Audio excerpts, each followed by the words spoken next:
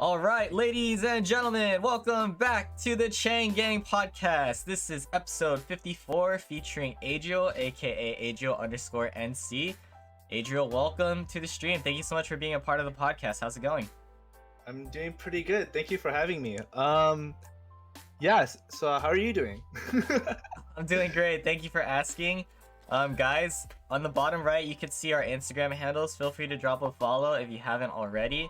There are two podcast commands in general whenever I host these. The first one's !podcast.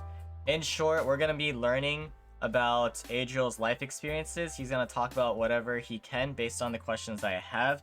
It's fun for me to learn more about my friends. You know, it's like on a more personal level in general.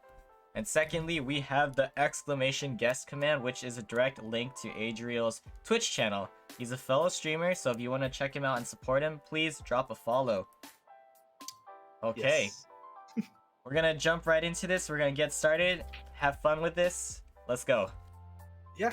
All right, welcome Okay. in again. Adriel, talk a little bit about yourself. Give us a good overview and include some of your hobbies and interests. Okay. I think the easy statement, I see my life as like my own movie or anime. And I think I've been blessed with a lot of people in my life that help it seem like very movie-esque. Sorry if my camera's moving around. I could have All that good, stuff if all that's good. annoying. But yeah, so I mostly dance, play games, do arts and crafts. Very artsy. I've been dancing for about, I want to say, over 13 plus years. So Wow. since Mhm. my time in elementary, and I'm not sure if you could tell with the way my voice and the tone of voice, I'm a pretty outgoing guy. I hope so, or at least I'm faking it until that happens. But yeah, I hope to be a very outgoing guy, and yeah, I'm from SoCal. I guess that's basically it. An easy synopsis without going too deep. Yeah. So you mentioned like you're an outgoing type of guy. So how else would you explain your own personality? Ooh. Um, I want to say I'm pretty young. I'm 20 years old, so I'm still trying to like figure myself out. I went through a lot of phases. Oh my gosh, this iPad. Sorry. Let me No, you're just fine. You're good. throw this iPad super far away. Oh my gosh. All good, man. Do what you gotta do. Okay, I'm back. Sorry. Yeah, you're good. um, let's see. So I want to say most of the time I've been pretty. I try to be outgoing, Mhm. but then through life experience and stuff, it kind of like dwindled or got chipped at, broken down, Yeah. and from that I have like two sides of me. There's a very Awesome. like calm, chill, like very responsible side of me that like kind of flips a switch depending on what's going on. Mhm. And then there's a more outgoing, fun guy, Adriel, Yeah. whenever I can be. Okay, I think so that's- with that being said, would you lean more towards like an introvert or an extrovert? 100% extrovert. Okay. Nice. So we're gonna talk about your upbringings, like your childhood, right? So give us Mhm. like a full overview of your life, like since you were born or something, and then I'll ask you specific questions based on what you say. Okay, so early childhood, I lived in SoCal. I grew up with multiple family members in my house, not just my immediate family. So I grew up with a Okay. lot of cousins. With this, I didn't really have any friends that saw my family for a long time. I think if I did, it was hard for me to come out to people because I was pretty like attached to my family. So when it came to preschool, I really wouldn't want to hang out with anybody, or I would be kind of like in shock of how to respond to kids. But I'd always try because I would want to recreate what I watch on TV and cartoons. Then I moved around a lot. So moving from my family staying with my family in SoCal, I lived in Hawaii for a few years, I think that's where I started becoming a lot more outgoing because I didn't have my cousins around me to like kind of like hide behind. Mhm. um, but I also think there I grew the toughest skin because I got bullied a lot for the things I was into and like being a shy kid and a new kid from like wherever God knows where. I was always picked on slash yeah, bullied with that. Yeah, I think that's where I started making it harder, but like it kind of forced me out of my shell. Mhm. um Moving from there from Hawaii and like all of that growth, I moved back to SoCal and it was around still in like elementary school till high school. I was still in SoCal, and I took like what I learned in Hawaii and like watching dancers, and I really wanted to start dancing. So this moving back from Hawaii is when I started I guess my dance career or my path on dance, and I kept on to it.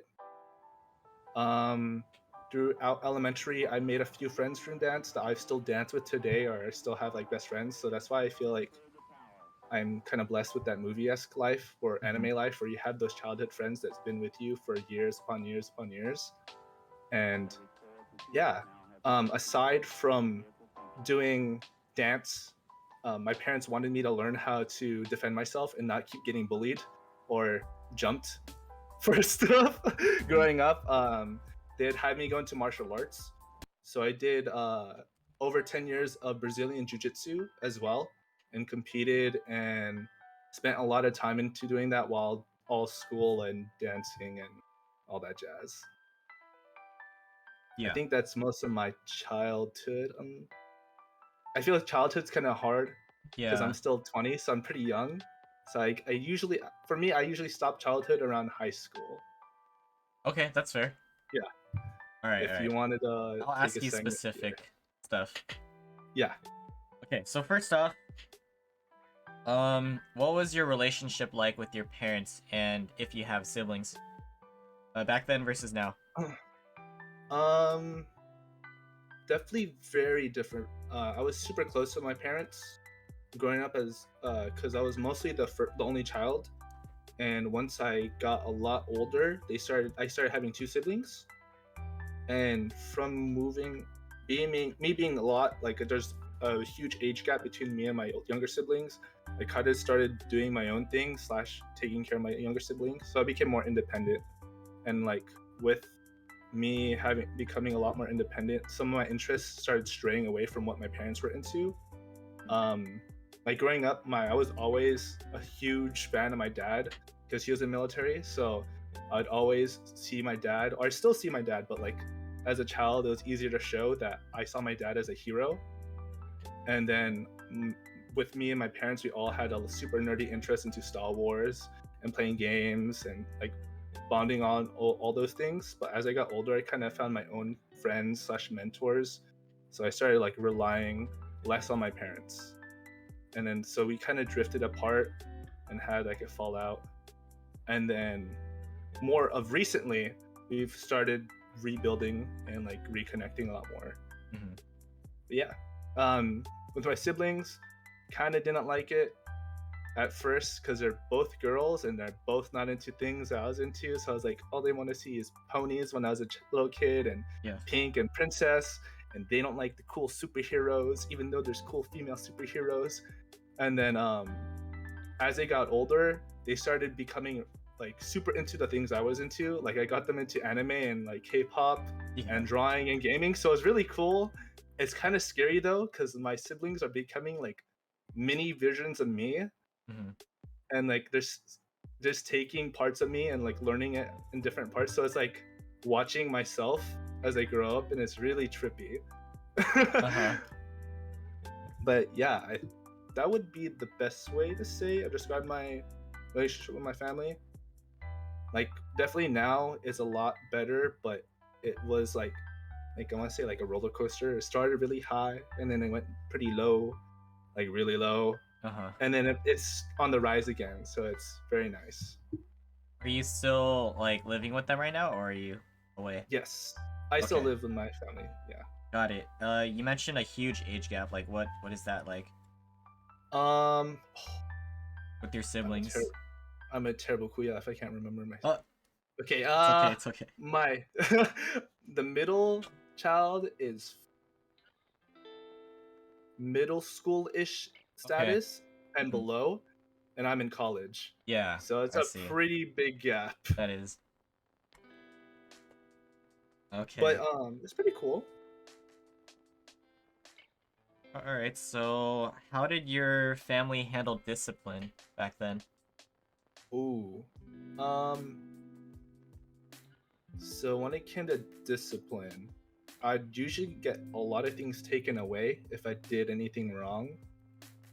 And I guess to like keep me from that spoiled path when I was like a single child, the only child, um, they would always make me do a lot of work or a lot of tasks to earn whatever I get Okay. instead of like getting out right. Even sometimes if it was a gift from another person that wasn't my parents, they'll gatekeep it and then like have me do like a whole bunch of tasks for it to earn it. If I was super in the wrong, uh I wouldn't say it was super physical as I've heard of like some other upbringings from people, but like the thing they would do is like they'd have me like have my hands out and they'll just slap it. And Mhm. so from that game, I hate doing that game where you put your hands under and then you have to Yeah. pull your hands out. But just because I'm like, oh, I get like flashbacks. But it's like most of the time it's a lot of like verbal and lecturing and scolding. Sometimes it's pretty intense because my dad's in the military. So Mhm. like when my parents had me very young. So I want to say like sometime like with my dad being in the military, and on the younger side, some of his habits from the military of like talking down slash yelling and like chewing out his lower his men would like seep into how he lectures me. So it gets he really gets to the point, and he makes a point really quickly, and I pick it up pretty quickly with the way he scolds me because it's kind of like fear tactics. But I think it's some of the times is I was a big idiot, so it was definitely well deserved sometimes. Yeah. Okay. So that was discipline. Yeah. Um, Other than that, talk about the the background and diversity of where you live, and then you could also compare it to Hawaii since you went there. Hmm. Um. Hmm. So I guess like if we go on the timeline, Yeah. me growing up before moving to Hawaii, it was basically mostly Filipinos I saw. Me being Filipino, I did see some people of different races, but it was through my aunties and uncles, which my parents were pretty young, so they had whatever diversity they hung out with, but still majority Filipino, which still made it majority Filipino for me. Yeah. But moving to Hawaii, I got a lot more diversity because I was in military housing. So with military housing, it's like a majority just because everybody wants to work and be at Hawaii. A lot of people of different backgrounds are coming to Hawaii, and so I had a way more diverse friend group. I guess like ethnicity wise and nationality wise, growing up in Hawaii compared to me moving back to the SD SoCal area. Mhm. Um,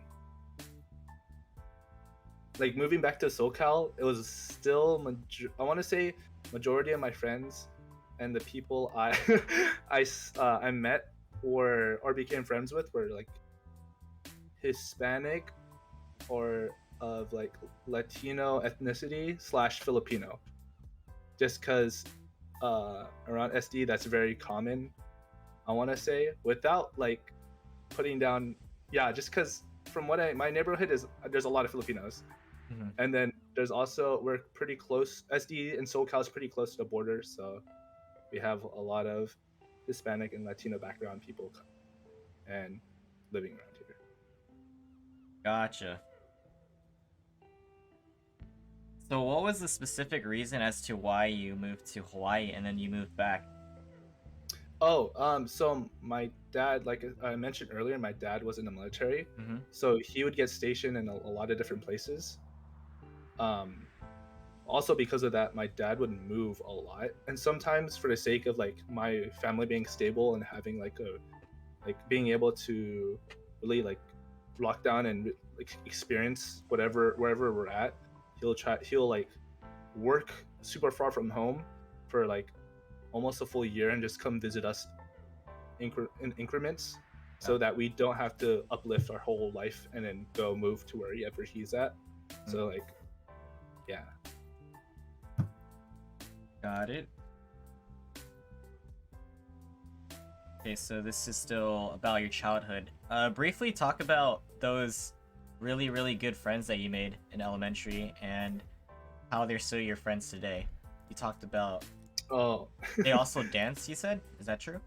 yeah. Okay. So majority of my childhood friends dance, or I feel like we're all in a close knit circle. So all of us like eventually gave into like, oh, like it looks like a lot of fun. So they all tried it out, and a lot of people stayed with it, or people fell out just because they found different interests.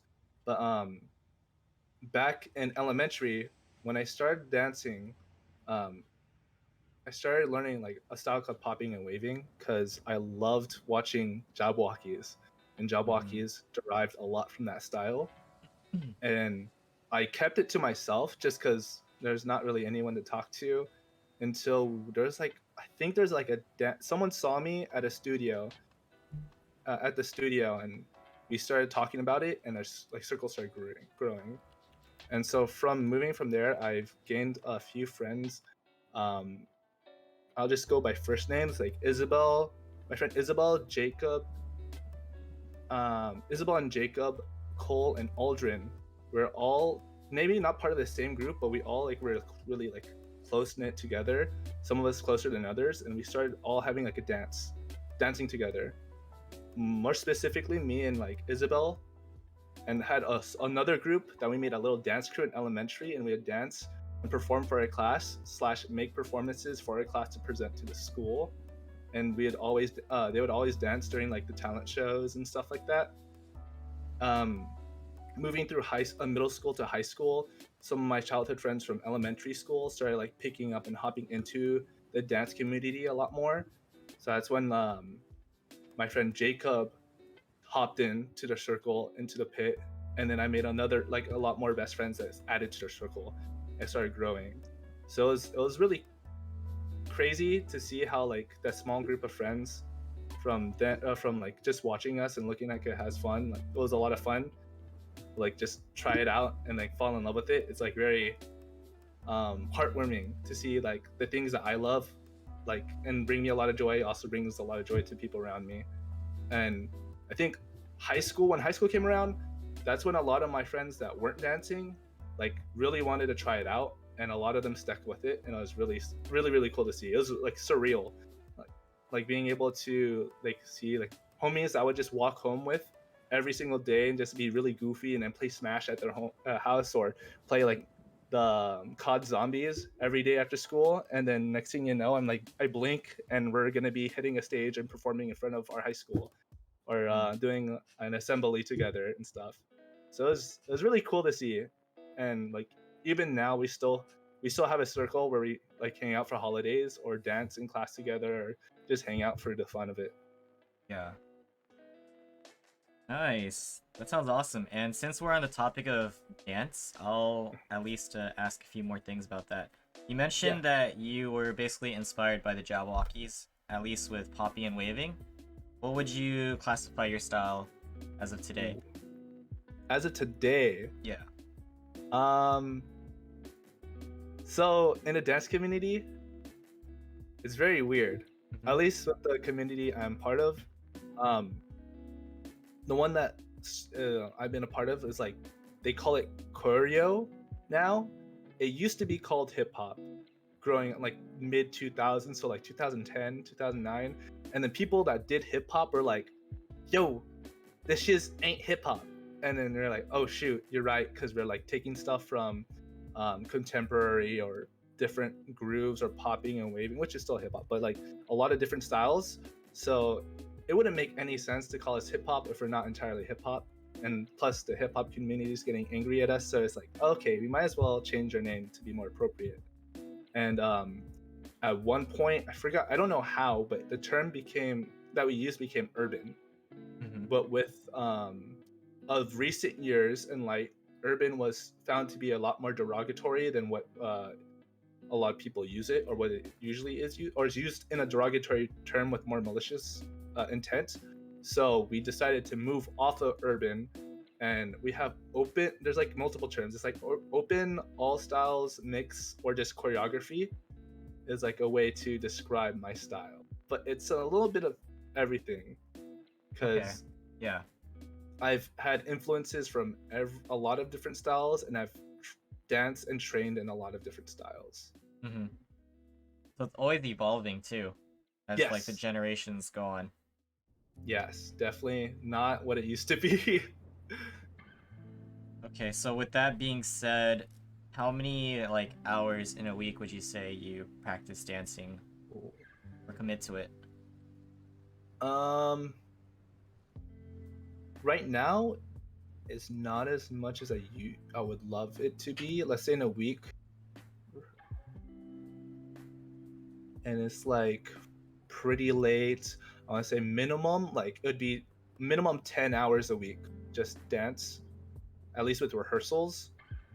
So that's 10 with rehearsals, and about a class or two, and 1 or 2 extra hours for taking classes and training on my own. Slash like either taking a class or freestyling and just practicing my own time. So it'd be about like 12-ish hours a week. But Yeah. that's definitely not what I want it to be, because that's so much less than what it used to be in high school and early college. So early college and high school, I would be juggling multiple teams at once, slash multiple training groups or like training procedures. So it used to be 11 to 12 hours a day for 7 to 5 days a week. And then moving down college a lot more, my time just got more filled with work and that stuff. Yeah. Okay. So I'm wondering, like, what keeps you motivated and passionate when it comes to dancing? So reflecting a lot. I reflect a lot, and like I have a lot of mentors that really like sit down and want to like pick at my head or like just help me think through things. And as much as a lot of people say like dance like helps reveal my soul and it heals my body, it's very alleviating, and I get to like express myself, which is all things that it does that I really appreciate. I think the biggest thing, it sounds so lame, is that when I dance, I feel really cool. So I love feeling really cool, so I love doing dance. So until I dance and I stop feeling cool or looking cool, that's when I'll stop. Got it. But a lot of my motivation, aside from looking cool, is wanting to be the best, which is such a vague answer, because what defines you being the best dancer, and what there's nothing tangible in art to say that it's the best, because it's all opinionated and subjective. But I'm stubborn, and it doesn't really matter to me, and I just want to be the best. Okay, so follow-up questions to that. Does that mean you don't really know how long you'll be dancing for in the foreseeable future? Yeah, I definitely don't know. I definitely want it to be a long time. I think with what my mentors above me have been capable of doing with dance, I want to at the very minimum reach what they did, as well as go past that. I have mentors that have taught out of country and like other country events, fly them out and pay for their stay, and they're like some in Russia, like people in Russia want to learn my mentor's dancing because they think it's really cool, and they'll fly him and do all this work for it. Yeah. Or they'll be dancing for BTS, which is and then some of them dancing for Billie Eilish at Coachella, and all those experiences look so fun and so crazy, and I put so much time and effort, and people have given me so much effort and their energy into me growing in dance that I want to be able to take that at the minimum and go through those experiences myself. Mm-hmm. And since you said it's vague, but you want to be the best, how would you say people would like define you as a dancer? Like, how skilled are you in other people's eyes? Currently, or what more of like what will define Like, me becoming the best? currently. Currently, Yeah. oh man, of what I think of myself or what other people What think of other me? people think. I think, ooh, hmm. I mean, I you can think a answer lot both, of, actually. okay. I think for me, I definitely don't think I'm all the way there or even close, because there's a lot of things I need to work on and a Mhm. lot of things with confidence I have to like really lock down to come forward and train on and like to move and grow. But I feel like a lot of people, I feel like it's split between skill level and experiences. So definitely people who've not as put in a lot of time or very new to dance will think I'm super good and crazy because I have all these years ahead of them, and Yeah. because of all my years I have, the way my paintbrush is, my body, my paintbrush is, and the way I move is very matured and had a lot of training behind it. But compared to a lot of other people, I want to say they say I'm pretty good, Mhm. or like they think I'm like I'm good for where I'm at or how long I've put in, but I don't want it to be like, oh, he's just pretty good or he's pretty cool. Yeah. I want it to be where they like I get put on a classroom or like slot, and every time I teach a slot, it always sells out, and I have to be like, sorry guys, classes are full, but I will be teaching this time again, and that would be so cool to see. But right now, I think what's tangible, a lot more tangible, is just teaching a class and then having people come in the first place because I'm Yeah. very new, and I think that's like this dreams at the moment. I see. Okay. So that kind of like leans towards some of your goals for dancing, right? Do you have like any other goals? um, so I would love to what I mentioned, dancing for another artist. I would Mhm. love to dance for like BTS and like appear on a backup dancer for some of my few favorite artists, for people who like have dancers for the show. Like Tyler the Creator would be super cool to perform for if he decides to have backup dancers or when he decides to. Um, well, I was gonna say Brockhampton, but they're not a group anymore. But dancing for like BTS would be easily one of the top things I would love to do on a music video or a concert whenever Mhm. the show comes. Okay, please, manifesting, perform for them. That'd be really cool. Moving on from just like performing for other artists, I would love to teach out of country. Um, One of my goals was to just travel out of internationally for dance, Yeah. because I've never been outside of the country. Um, but that is, crossing fingers that it still goes through. And it's going to be achieved this year with going to Cancun for a dance event. Mhm. So that's super cool. Um, but now I think taking a step further, I'd love for me to like train and start creating a lot more for people out of country to do what my mentors have done, and like invite them to teach out of state or teach me out of country. Um, Aside from that, I want to figure out a way to bring dance more into the internet space aside from just posting videos on TikTok slash Instagram and YouTube. Uh-huh. Um, my first intentions of hopping onto stream actually and streaming, aside from just playing games every now and then, was trying to find a bridge between dance and streaming on Twitch, which is very hard because DMCA laws are super oof, oof. But it's definitely still something I want to work towards and figure out ways to have feasible on this platform. Got it. We'll definitely talk about Twitch and your experiences for sure.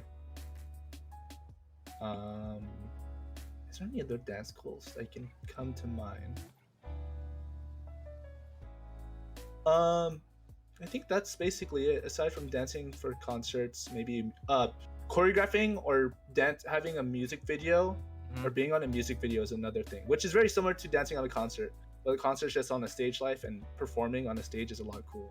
It feels really nice, and it's very like it's a whole experience when you're on stage and you look at the crowd and you're like, wow, and everyone's like, wow.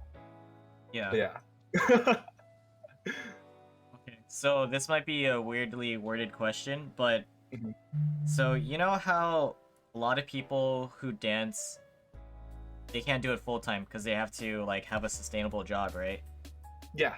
Yeah, and they have to like focus on other priorities.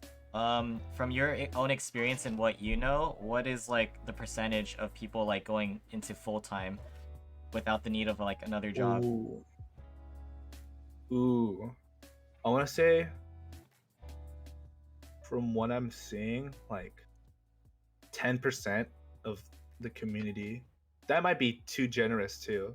That of the community I've seen, it seems like only 10% are able to feasibly live off of it. Mm-hmm. But some of that might be a little bit bigger, a little bit smaller, depending on background. Because I know when you're younger and you're like doing dance for a living, it's a lot easier, way easier, because you have less expenses and you don't have those responsibilities that a lot of older people you get while you grow older. Mm-hmm. But when it comes to even just like the older people, it's very little, and so it's very not cutthroat, but it's definitely a climb, and you definitely have to work hard. I want to say similar to like what the internet space is for content creators slash influencers.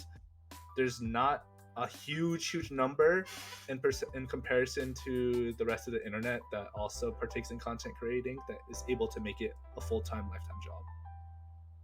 Okay. So I'm wondering like how are they successful? Like what are they doing differently? The 10% and under. So I want to say when it comes to dancing, what they do, well, I think the easy way to, I think the easy one cohesive thing that everybody has is like their work ethic, and how long they've been training. Work ethic, I don't think working hard is definitely not the only thing on top of that. So aside from working hard, I think having the right mind to be meticulous with your training matters a lot more, because you could be like working this one groove for hours on end, but because you're just like doing it repeat and you're saying you're working hard because you put hours into doing that one move but you can't do it, or you're doing it all right, you're working hard but you're not getting the fruits of that labor. But someone who works hard but is a lot more meticulous and thoughtful for that same exercise as training, because they're more thoughtful and reflective and meticulous about the way they do it, they're going to be able to get a lot more growth within half the time. And I feel like when it comes to that, that's a lot of people who are moving up. Aside from having the like creative talent, I want to say they always have. There is a level of talent, but that talent isn't supported. Can't be, isn't successful without the hard work and the meticulous mindset that they need. A meticulous approach, thoughtful approach. All right, thanks for sharing your insight about that. Yeah. Okay. Oh, one thing is also luck and connections. Some people don't have connections, or they don't have the right connections, or some people do, but that's all case by case. But I want to say, if you have the right connections and the right people while dancing, it definitely makes it a lot easier to grow and achieve those like 10% goals. Mm-hmm. Okay, sorry to interrupt, but yeah. No, you're good. You're good. Okay, so with that being said, what would you say is your favorite memory when it comes to dance? I'm sure there's a lot. Ooh. But from the top of your head, favorite memories that comes to mind. Oh. Oh man. Favorite memories.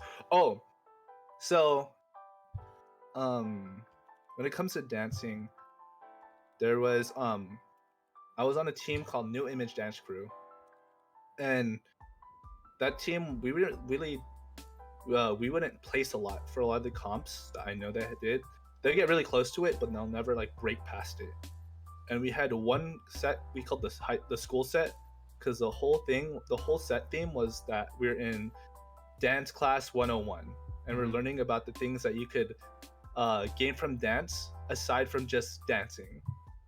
And so for each piece, we had things about like friends that last you a lifetime, learning confidence, being able to fulfill yourself internally and express yourself and all that jazz. And we placed third, and I was like just being like one of the youngest members on the team. I was just like going crazy, and it was like surreal. And then just watching everybody, all my higher ups, like my seniors, like just their faces lighting up and everybody getting excited, just is like crazy. Because I could still close my eyes and see like all my directors and all my seniors smiling and jumping up and down and having the glaring lights flash in my eyes between that right now. Aside from that, moving I think forward in timeline, one of my favorite memories, I was in the dance company for my high school, and we competed at this convention. But the convention, when it comes to dance conventions, they vary in what's going on, but they usually have like training classes / workshops that you take, and there's competitions at the nighttime. So you usually wake up super early, train through all these classes. There's maybe auditions for scholarships in between each classes, and then at night we all compete / like for group categories or solo categories or freestyling categories, and it usually happens within the weekend or whatever, however long those days happen. And I think during that time it was really hard. Dance became a lot of the only thing I had in high school, because that was when the dip happened between my relationship with my parents, and it felt like it was basically just my grandma and I against like the world when it came to dance, because she was the only one that really supported me and really helped push me, like helped me be accessible to dance. And so during those workshops, I thought that like I had to compete really hard for whatever scholarships or whatever trophies, and if I couldn't achieve them, I would lose my chance to justify to my parents why I should be dancing and why I love this and why I put so much work into it that can be something tangible. Because if I don't have anything to show, why is it like worth the time, you know? Compared to when I used to do jiu-jitsu and like win and place at tournaments, which I decided to stop around that time. So like some of the classes like would make it really hard because they're definitely not styles I'm used to, something like contemporary or ballet, and I don't have the flexibility or training to do well. And there was a hip hop class. It was hip hop, but I don't train hip hop, or I don't solely train that. And there was scholarships for it, for people who moved up through the stage that the teacher saw looked really good. And so once I got chosen, I was like, oh shoot, I have the chance to get something for my parents to be happy about and show them like I could win something because I'm this good at dance, and I have something feasible and tangible to show you that's worth your time and money. And so it's basically just doing whatever piece they taught over and over. And each round that he stopped, he chooses some people to leave because they didn't catch his eye, or for whatever reason they weren't what he was looking for. And so he keeps going. And on the last round, I was going super hard, and I decided to work with somebody, like freestyle with somebody and do a partner kind of thing on the fly at the end. And my partner got picked, but not me. And my emotions dropped because I put all this, like I was like exerting all my like it was like an emotional roller coaster of like I thought everything was on the line, because in high school, whatever you're in, everything is that's your world and nothing else matters. And if that world is destroyed, your life is destroyed, right? Because everything's dramatic in high school. But I didn't get any of those scholarships, and I lost, and it really defeated me, coming towards our lunch, which was right after. And like I wasn't really in the mood to eat, or I really couldn't eat or do anything. And I thought my chances of continuing dance past this year was like almost to zero, because Yeah. this was towards the end of my junior year. And then coming forward, a lot of my friends around me helped cheer me up, and like I flipped the switch, and I kind of like decided, like, instead of being like fuck, like I can't dance for the rest of my high school life / college life or whatever future, I'm just gonna enjoy and go really hard on what I have left, and like really be in the moment, because this might be my final moments. And within that, I guess like that flip switch of like not really caring about what happens in the future and being in the moment kind of like upped my confidence and like drive. And I went super hard in all the classes I went. A lot of like jazz funk, which was a lot more feminine dancing and stuff. I was getting selected and going up on stage, or teachers were calling me out, and everybody's like, "Oh my god!" And I was like, "Oh my god!" You know. And then I got chosen for a freestyle battle, and I was on freestyling against other people, and didn't make it. My friend won. And I was really happy for my friend. Kind of salty. I was like, "Damn," but it's okay. But like being more in a moment, I was able to enjoy it. And then coming to the end of the competition, my school had whatever number of trophies, because they're a good dance program compared to other high schools and whatnot. Yeah. But my like director, who was like basically my second mother for almost throughout all of the high school time that I was dancing in that company, she was like, "Here's a trophy. Take this first place trophy with you, even though you didn't win any scholarships or any solo trophies. Like, take this, and like hopefully you could use this to show your mom that like this is worth your time." And I cried. Oh my gosh, I cried so hard, because it felt very alone being at that convention. And like starting the convention off, I saw all my friends' parents go, and especially when it came to comps, after performing for a competition and competing, all my friends' parents came to them to congratulate them and stuff, and I was kind of like by myself a lot. Yeah. And it kind of felt bad. And there was one line that my friend's parents was like, "Yo, where's your parents?" And I was like, "Oh, they didn't come here." And they're like, "It's okay, we'll be your parents this weekend." And I was like, oh, I started crying, and then I was like, yeah, it was pretty tough going in, and like coming home with that trophy kind of just like came a catalyst. Like coming home, there was a huge explosion of like emotions. Like it was like all bad. Starting off, it was a huge argument between like me and my mom, and it was like a huge fallout. But at the same time, it kind of showed like what we really both wanted and how we're both feeling. And it was a good, even though it was really really rough, it was a good moment for us to come together after that and like start trying to make any progress forward. Yeah, so it was very, that whole weekend was so an emotional roller coaster that I kind of just exploded at the end, but it was kind of well worth it. What else? Senior year was a lot, because I started picking up not teams. Well, I was already a captain for some teams, but I started picking up a lot more hours for leading and leadership roles when it came to dance. And so my plate was very full. And there was a team that I was a part of in middle school called IAM. And when I joined in middle school, it used to be a really strong team, but a lot of people graduated from it, / a member passed away before me joining. And so because of that, like that loss, I think a lot of people couldn't be on the team anymore, because there's too much emotionally charged energy there with the loss of a member that was super involved in that. And I think it was hard for people to come back, / a lot of people were just graduating, so we just didn't have the members to come in and replace the cast, from what I've heard. And the month I joined was the month that they disbanded, and I was like, oh my god, maybe dance isn't for me. And the directors had a friend that was um like got me into their team because they're like, even though we're disbanding, our friend has a team that you guys could join, which was NIDC, and I joined later. But down the line of high school, I learned that IAM came from the high school I'm currently going, and it was the MASH co-ed team of the all male and the all female of that school. And so I didn't get a lot of chances during my freshman to my junior year.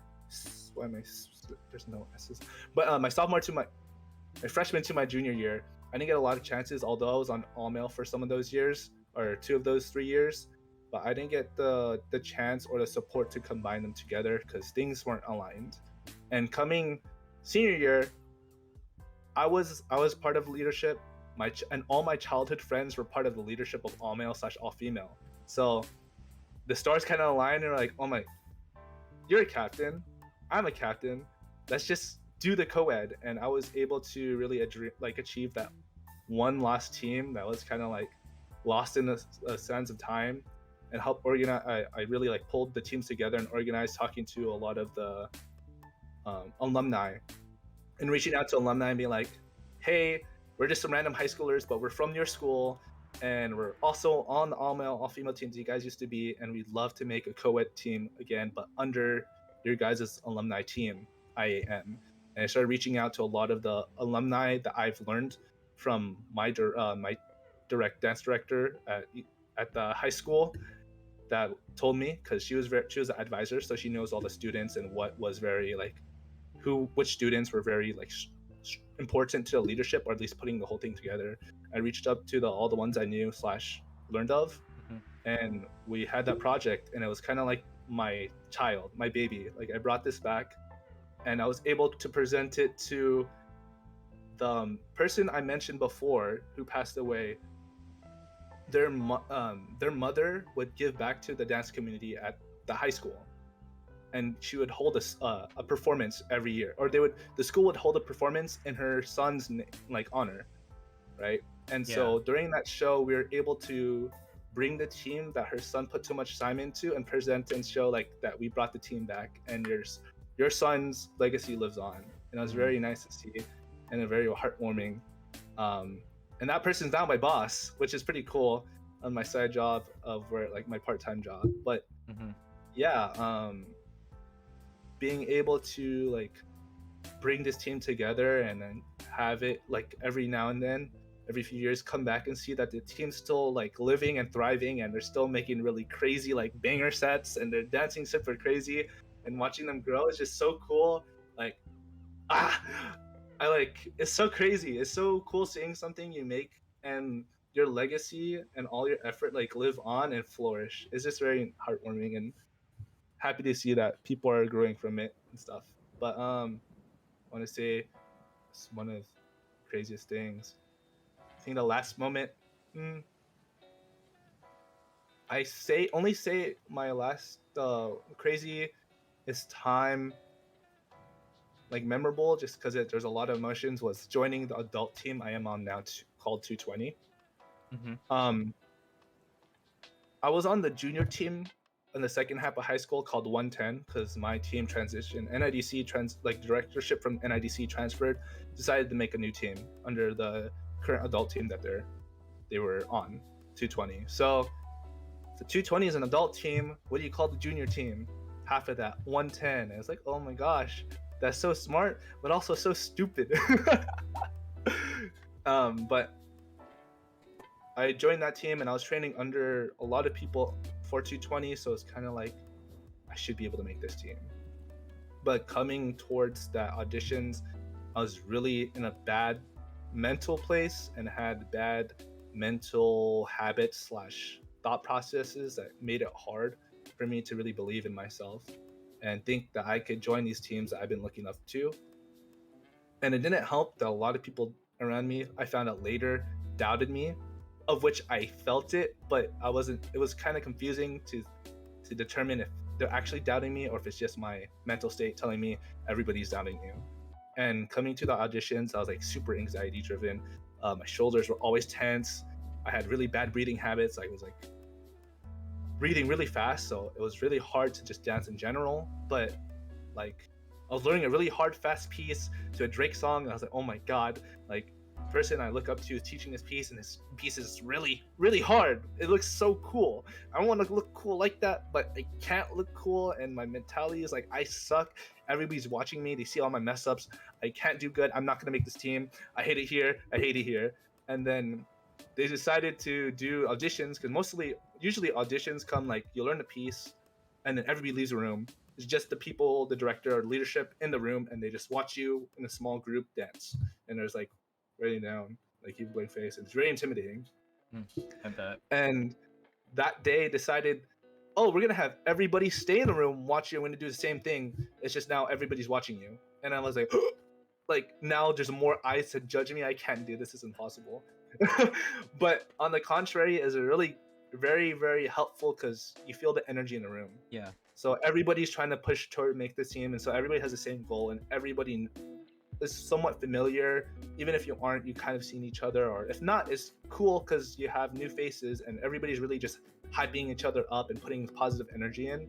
Although maybe I wasn't putting enough positive energy because I was having a lot of negative internal energy, but everybody's positive energy like really helped.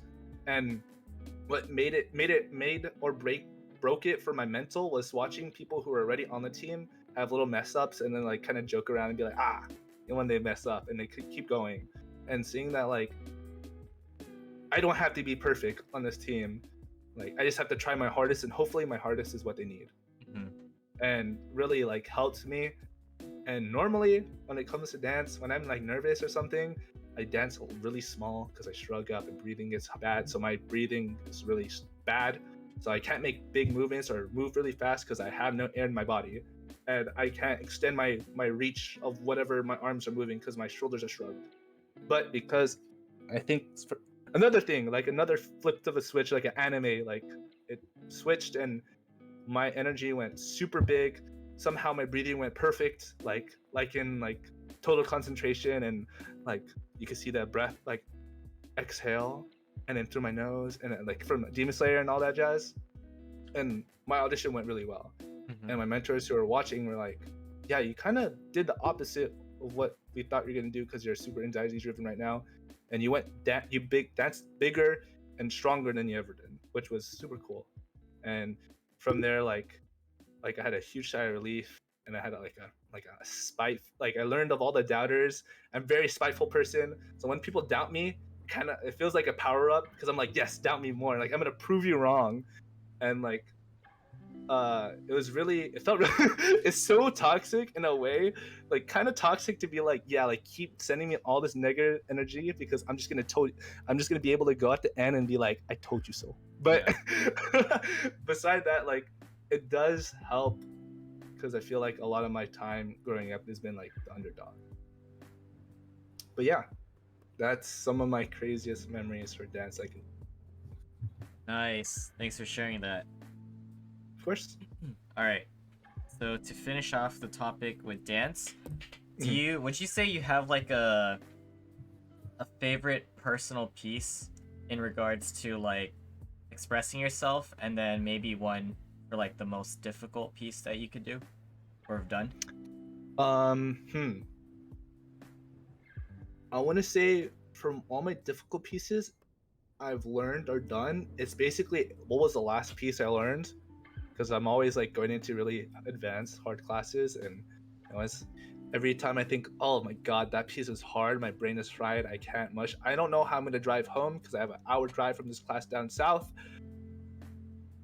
That was crazy. I go again next week, or I go to rehearsal next week, and I'm like, there's no way the piece that they made was like they're gonna teach this week is gonna be like impossible like the last one. And then I eat my words, and it's more impossible than the last one. But when it comes to a more emotionally filling piece, I think there'd be two. One in the more emotional side, and I guess internally, the other one would be the creative side. Yeah. The last choreography I made and presented to my team for 220 choreo day, or what they call a sexy day, was to Chicago Freestyle by Drake. And I think it was very a a breakthrough for me because I'm very self-conscious about the choreography and pieces I make. And this was the first time I made something that I felt somewhat good about or pretty good about, and I was happy. I was not scared of teaching my friends and presenting it to the rest of my team. So that was just creatively and like self-growth and fulfillment. When it comes to emotional pieces, we learned a senior piece in high school for my dance company to the song "To Build a Home," and this was the closer for a senior farewell show for our last show on that dance company we'll ever do. So it was the last dance we'll ever do. And the song "To Build a Home" is so slow and emotional. We would get on stage, our last, like I remember like getting on stage and people are already sniffling and the lights are down and the song didn't even start. Yeah. And the first piano hits from the song, and then everybody's eyes starts pouring, and you could hear like the sniffling get louder. And so a lot of people were able to put it away. Some people couldn't, and watching the recording of that show kind of feels bad because some people were just ugly crying while dancing. But it was very emotional, and it was like it was a very bittersweet ending to all these years and that we've put together and growing and spending like countless hours too. And so that was a crazy emotional piece for me. Wow. Could definitely imagine that. Okay. So, still on the topic of like school and your childhood. So briefly talk about your experience with Brazilian Jiu Jitsu. How'd you get into Ooh. that and what went down and how'd you get out of it? So I got into it. I've always done martial arts growing up. I used to do karate. Karate was where I put most of my time in starting off, and then transitioning to San Diego. My parents put me in karate and just didn't like to see the results or the content they were giving me. So they wanted me to learn something else that was maybe like more feasible. And I think this is when like MMA started picking up. MMA was already picking up when I was a child, but like they hit them like, why don't we just teach him a style that they use in MMA/UFC, which is Jiu-Jitsu, Brazilian Jiu Jitsu. And they put me into Brazilian Jiu Jitsu starting, I want to say 3rd or 4th grade. And it was really weird. Like we put gis on and you're wrestling with people on a mat and floor, and you get into really awkward, weird positions. Mhm. And like people who don't do jiu-jitsu would look at it and they're like, bro, that's kind of sus, or ew, why is his butt just like squat on your face? But it's like a transition, or it's just a easy way to hold them down while you could do other movements or put them in arm locks. But it was really good because I felt most of my like childhood as pretty scrawny, very skinny, a small kid. It was easy to pick on me. So fighting gave me a good physical output for me to build up my body and become more athletic and move away from that stereotype I was of the nerdy kid, and even more stereotype, the nerdy quiet Asian kid that was in media. So it helped me kind of grow out of that shell, I feel, and like give me a sense of discipline, because I feel like when there's maybe this might be an unpopular opinion, but like I feel like some people think like when you learn how to fight, you become a savage, and you're like, that means you're a brute and like you're gonna just answer everything with fists, and you just gonna, someone makes you mad, you're just gonna fuck them up. But I feel like from my experience in dance, like in fighting, maybe there are people like that are very immature and young, but that's very few and far between. I feel like when you get deeper into fighting, most of it's discipline, because you're pushing your body and you have to like really keep yourself disciplined to keep going. And learning a technique in jiu-jitsu, I'd do it, my coach would make me do it like over hundreds of times just to make sure we're very disciplined and we know it to the T, and it's muscle memory and we don't have to think. And when you learn how to fight, I feel like, and I know, like, because you know how to fight, it makes you more disciplined to not have to throw it out, because you know, like, you don't just throw out a fight at a moment's notice. It has to be something you have to be a lot more responsible with what you have, and having that, you learn the responsibility of like what skills you have. But it's definitely sometimes a cool it's like sometimes it's like when I'm like at a party, it's like a cool party trick being like, yeah, you're pretty skinny, bro, I don't think you could throw me, and I'm like, I could throw you, and then I throw him. But most of the time it's I try to be a very non-confrontational person when it comes to things like that, because most of the time I don't think it has to escalate to being violent. It is definitely good to know how to fight, and I think jiu-jitsu is one of the most valuable fighting styles for anybody to learn, because regardless of size, for the most part, regardless, like, if no matter like how big that person is or how small you are, if you know the right techniques and you have well training, you could always fight someone bigger than you. Mm-hmm.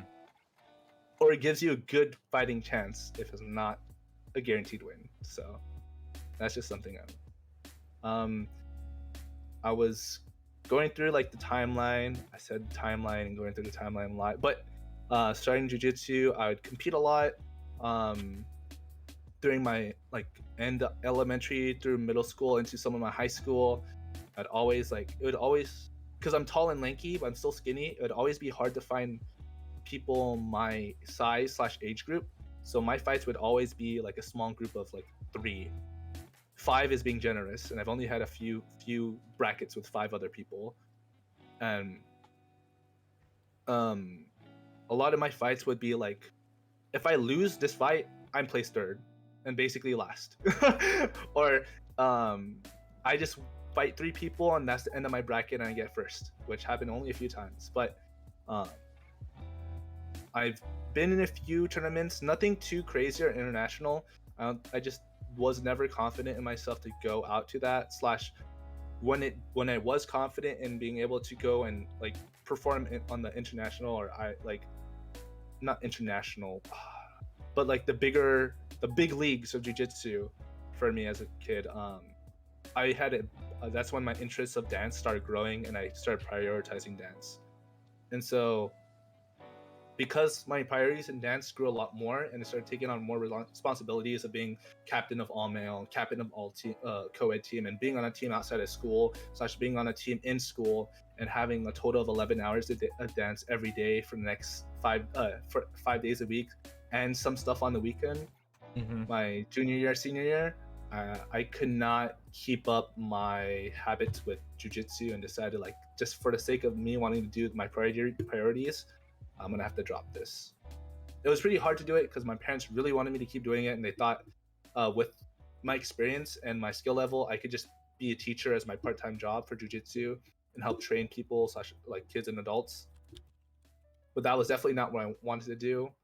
And then my dad was like, I know you're quitting now and it's fine, but I know in like 10 years, no, less than 10 years, you're gonna be like, I want to do jiu-jitsu again. I hate he told me so, but like over quarantine, I've been itching to do martial arts and spar and fight again. So I got into boxing with my friends. Like my friends that did martial arts, and we'll box like in our friend's backyard with wraps and like gloves. Of course, we're trying to be like, we're very disciplined because most of us that do boxing, have fighting, is like we only fight at like maybe 60-70%. Yeah, because we don't want to like cause any actual like long-lasting damage. But like that like lit up like the urge of wanting to get into martial arts and like train again. And it's crazy because at my workplace I've been seeing my old coaches a lot, and they're like, you should come. Oh my gosh, I want to, but jiu-jitsu is so expensive and dance is so expensive right now because I have trips. So it's like, I will, but maybe not now, but hopefully soon. Yeah. Dang it. But that's just my time with jiu-jitsu. All right. So more about school specifically. How did you perform academically throughout your entire life? I want to say, maybe this is a weird way, I want to say everyone around me in my close friend group was always very academically there. They were very smart or very responsible, but I always had distractions when it came to academics. So I always had dance, or I always had video games, or I always had like whatever A plus B excuses to focus on rather than the academics in school. And then it helped that some subjects like school and math and science, sorry, my congestion is like acting up, would just come easy, and I'd be able to memorize things, or just they made sense to me. So academically, like I'd be able to keep up, but because I was lazy, I wouldn't be able to perform as well as some of the people who are academically gifted / responsible. Yeah. So I would be like mid. Like my academics is mid for all from elementary to high school. I would be in maybe some of the smart circles, or the higher class, the small group of people in my classroom of elementary where like we're moving ahead of the rest of class, but I would be the one with the lowest score there. But I barely made the cut, so I'm like, woo, I made it onto a team. And then coming into high school, it was very the same. Like all my class, 2019, all of my circles and people I around of were just so smart. A lot of them going to Ivy League schools and universities, and I'm just like, Jeez. whoa, like you guys are crazy. Please help me study. Please help me. Any study groups, guys can tutor me. And some of my classes I did get carried from my friends, but I feel like because I was always in a group of smart friends that it created a very academic environment. So despite it, kind of like counterbalanced with my irresponsibility and kept me afloat academically to keep up like a high amount or a high amount of AP / honors classes going through most of high school. Mhm. And at least not failing any of them. Okay, so that's academics. Were Mhm. you involved in like any other clubs, activities, or sports? Sports. I was in wrestling, but that was only in middle school to supplement me doing jujitsu, because wrestlers are a different breed if they go wrestling and learn how to wrestle and then go into jujitsu. And all my opponents that really mess me up are people who used to wrestle, and so I'd be like, damn wrestlers. And so I was like, okay, I'm gonna wrestle and learn, and I got my cheeks slapped. Wrestling is hard, bro. I hate wrestling. Like wrestling is the whole thing is you take them down and you pin them on the shoulders, and you have to keep them there for a few seconds. Jiu-jitsu is that it's a fight, different positions / takedowns or moves that give you control of the fight will get you points. And if you, of course, at the end of the fight, if you submit them and make them tap out from a submission, you just win, regardless of points sometimes. But that means you could be on your back and go in positions, and you could afford to be in a losing position but it doesn't mean you lose a fight. They're not in wrestling. So wrestling is like high energy, nonstop for like that 3 minutes that you're fighting. But at jiu-jitsu, you could go high energy, but because it's like the chess of fighting, sometimes you could take your time and decide the pace if you're skilled enough. Which I always preferred to fight slower and to my own tempo than speeding up to somebody else's. So, like, oh my god, wrestling. But I always did running on the side and swimming because I lived in Hawaii. So I was supposed to be on any of the swimming teams, whether it's like water polo or just this like the swim racing one that you see in like Olympics. And then track and field / cross country was supposed to be like, those were supposed to be my 4/3 sports that I do in cycle. But because of dance, I decided to just do dance instead. Clubs in high school, I was part of the Japanese club.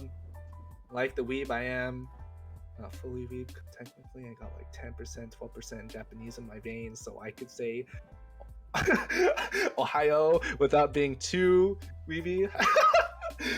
As lame as that sounds. But I was also part of the League of Legends club that my friends were holding. So sometimes in high school, I didn't play a lot of video games when it came to PC games in high school. So when I got a PC, I was super late to the game.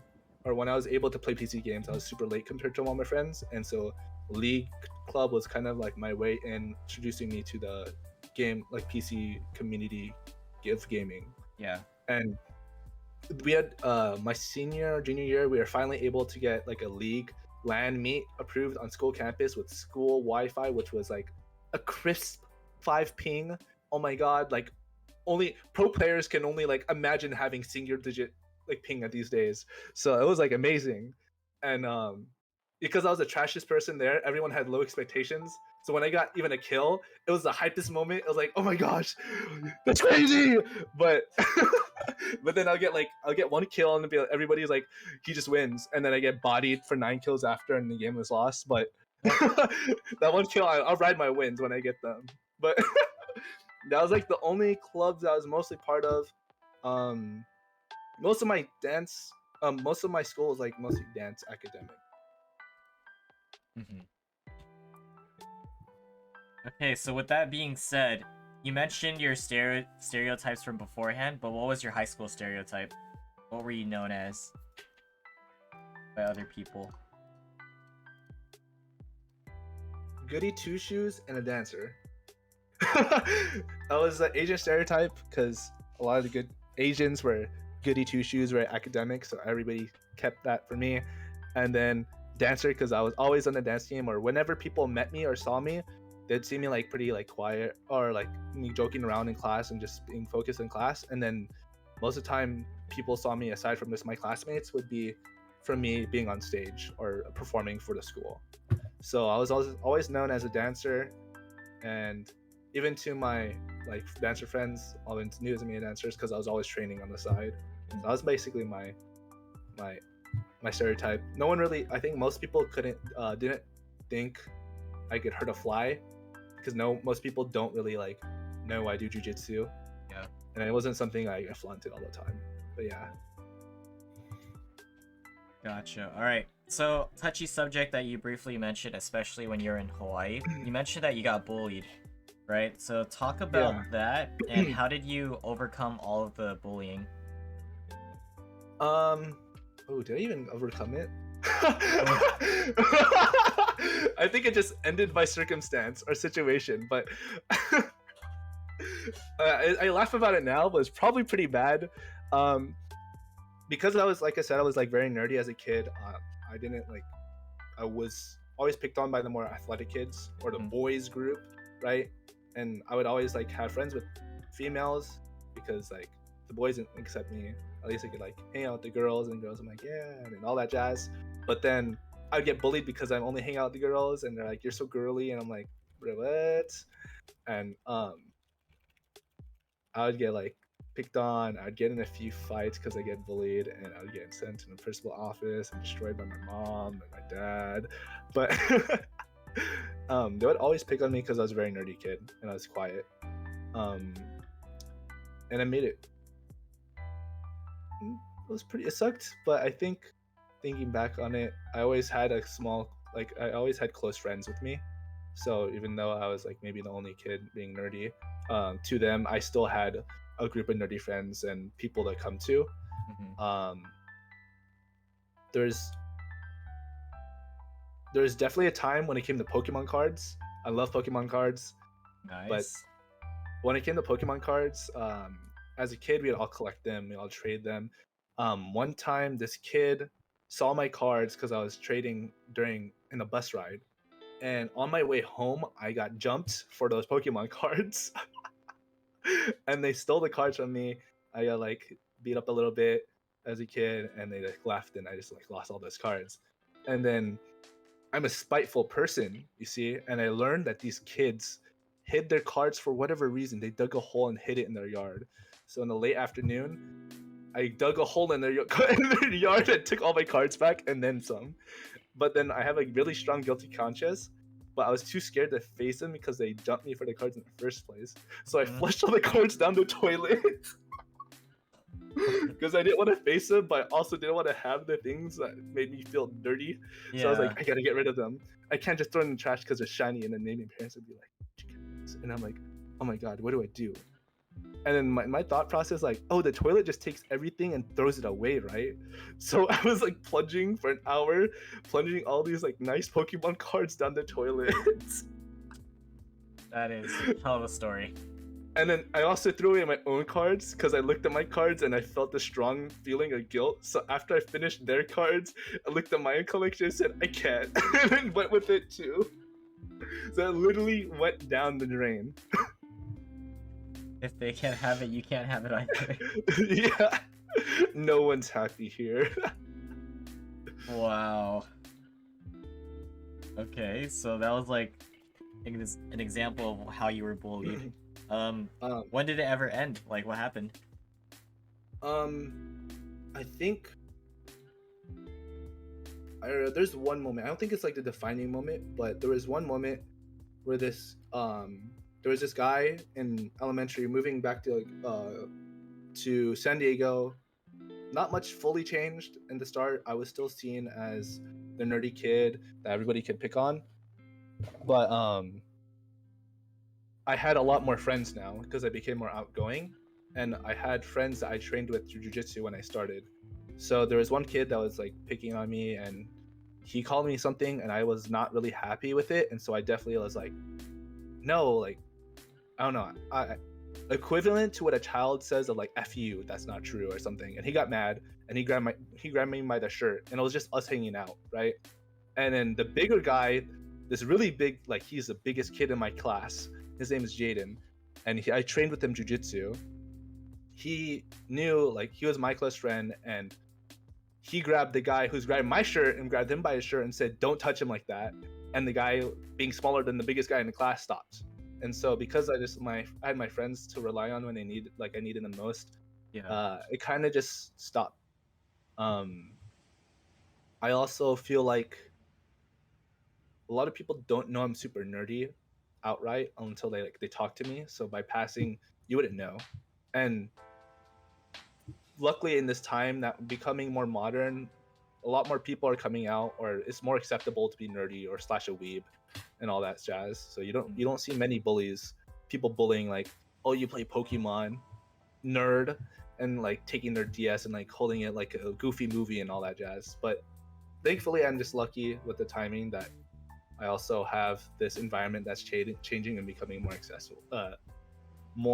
acceptable to the things I'm interested in. Yeah. All right. And aside from like jujitsu and in the martial arts background, have you ever gotten into a fight or physical altercation? Yeah, I'm not really proud of it, and I was only in elementary, so there was one recess where me and my friends were like make believe playing, and we're playing Pokemon. I'm gonna be this Pokemon. We're gonna do this. We're gonna run around the field, be crazy, be stupid, right? And we're being stupid. And this kid's like joining up. And he's like, I want to play Pokemon. I'm gonna be Hitmonlee, and he just starts kicking me and kicking dirt in my face. And I got mad. I was like, this kid, fuck this kid. In my head, I was definitely not. I didn't cuss until like a lot later. Yeah. But I was like, this kid. I'm sorry. Are we allowed to cuss? Yes. Yeah, you're okay. fine. But I was like, fuck this kid. And I grabbed his forearm and I bit into it really, really hard. And then I was really surprised. Like, I think as a kid, I didn't get in trouble. Like, they just saw us have an altercation, but didn't see what happened and just split us across the field. And so I didn't get a real punishment. So in my head as a child, I was like, so I could just beat him up, and for him beating me up and I don't get in trouble. And so later, after like a few more altercations or us not liking each other, there was one time and like something happened. He was on the ground and started kicking him and started beating up. And for some reason, because I started kicking him, a few other kids in my class who didn't have any relation to him started following me, but I don't talk to them. So now it's just a group of kids copying me that are the same age as me. I say kids, but like it's just now a group of my classmates kicking the same guy, but I don't like him, but they don't know why I'm kicking him, and they're just joining in because it looks fun. And I was like, what the fuck?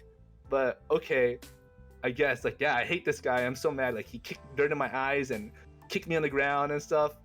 He deserves this. And definitely not now. I'm definitely not like that. This is like evil. I would not commend. I'd probably slap the shit out of myself if I looked at myself moving into the past. But obviously teacher saw I got in trouble, and that was the first time and only ever time I got sent to the principal's office for anything bad. And I felt like super guilty after. Strangely enough, that following year we became best friends, and it became a trio, like me, him, and then another dude, becoming like the three boys that stayed together until I had to move back to Cali. So even though we were beating, like, oh my gosh, I feel so bad. Oh my what god, a I was such an turnaround idiot. story. I'm such an idiot. Oh my god. I would definitely like I'm not definitely don't use physical abuse to like, discipline a kid, but me looking at myself as a kid kicking the shit out of this kid and then causing everybody like a whole bunch of people in my class to kick him for no reason even though they don't even have problems with him. I would definitely like eye for an eye kick the shit out of myself as a kid as being who I am. Like, oh my gosh, it's so ah yeah, that was a pretty disappointing part of my life. I don't like Yeah. looking back at that, but You're it did reflecting right happen. now, yeah. Yeah, I like talk about it, and I think like a few times it hit me, Mhm. but like now it's hitting me, and it was like, oh my god, oh yeah. All right. So the next question, have you ever sustained any like severe injuries in your life? Um, hmm. No, I feel like I've always been fairly cautious with like dangerous situations Yeah. because my dad being in the military, he's very strict. He's like, if something happens, you need to think about A, B, C, and D, and E, and then keep your head on the swivel and always be around everything. Always be here, so not if something happens, you're ready for whatever. So I've always avoided or been able to maneuver out of dangerous situations, That's good. regardless if it's like a fight or just being aware of my own body, especially when it comes to fighting and like sparring, because you can injure yourself when it comes to martial arts. Because Mhm. martial arts. Um, Okay. I think the only thing I've ever had is poor eyesight and scoliosis. So that's about it. Gotcha. So what was the plan after high school for like college wise or education? Like what went down? um, so still in college, the plan was to continue doing dance Mhm. and at least um, like put love into all of that craft and have the reach the goals of teaching and stuff. And if I'm able to make it if my hard work and dedication becomes something I can make full time, I makes it full time. But regardless, I just want to hit my goals and be happy because I don't want to be like 30 years old in whatever job I decide to go to with my communication slash business, um, my communication major and my business minor. I don't want to Yeah. go into that job and be like 30 years later and like wish I did or actually tried out all these things. So, Okay. um, definitely the being in dance for high school, I was like, I want to dance for the rest of my life. And then coming through senior year, I was like, oh shit, that's definitely not the most realistic thing, but I still want to do dance. Mhm. So my intentions were to become a sportsman teacher because I was science, not sportsman teacher. Oh, weird. Be someone in sports medicine or kinesthetics because dance is becoming more athletically taxing, and people are like recognizing how much athletic skill and dedication it takes.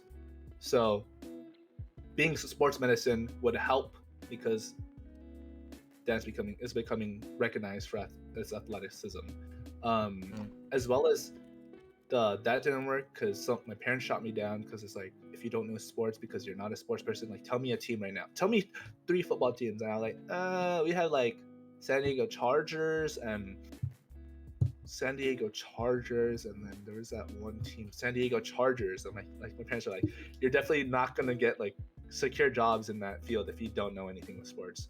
So I decided to go down the business route because the dance is still a developing field. So I thought if I got professional and strong academic cool background with like business slash communications or marketing, I can translate that into the developing field of um, dance or gaming. That'd be cool for gaming because gaming's still fairly new. Esports scene is still growing and still pretty fresh. But but yeah, it was just to like take these normal or like very broad um, majors or skill sets and just try to see if I can apply them to the things I love doing. Okay. Nice. So that's school academic wise. And how about for work? So let's transition about your work experiences from the beginning and up until now. Um. Okay, work experiences. In high school, this I don't think this is. I sold food during middle school, elementary. No, from elementary. So, like I mentioned, my grandma has always been super big in my life. She helped me, uh, instead of, and with the influence of always having earned something, she would give me treats. And she's like, "You could get money, but here's the treats to sell it. So you have to do the work to sell this treats to get that money that you want." And I was like, "Okay." So I sold candy at school.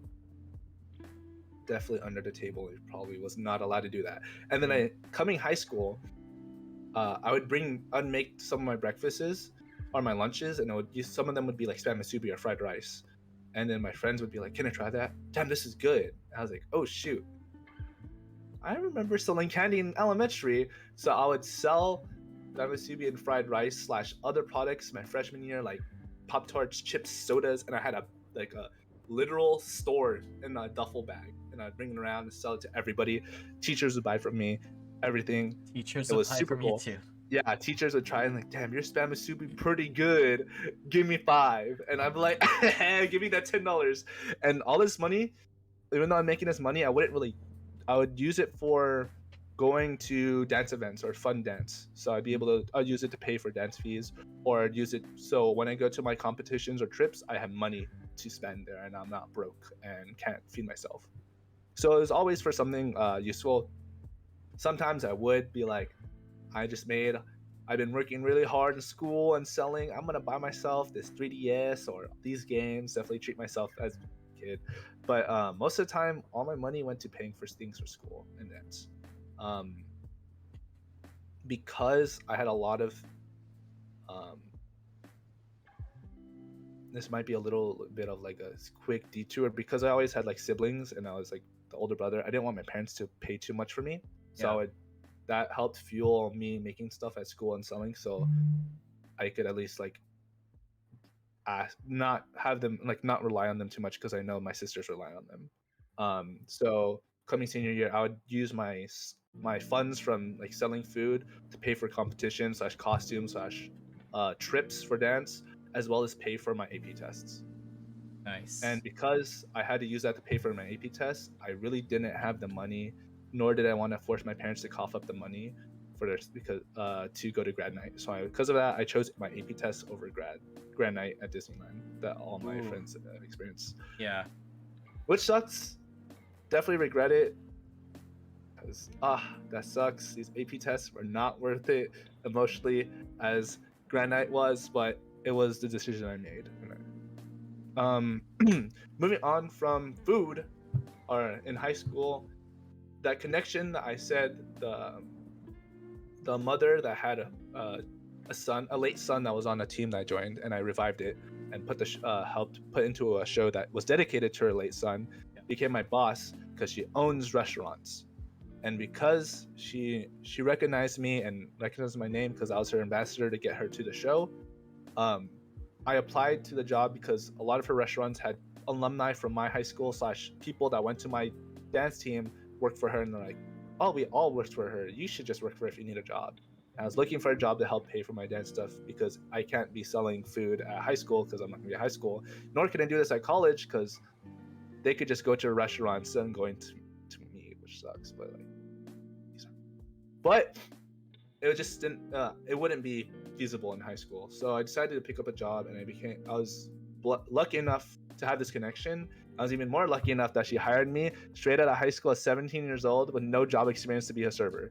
So I've been a server since then, ever since I was 17/18, and I've been doing a serving job at a restaurant or restaurants ever since. Yeah. Do you hear that by any chance? Yeah. The alarm? Yeah.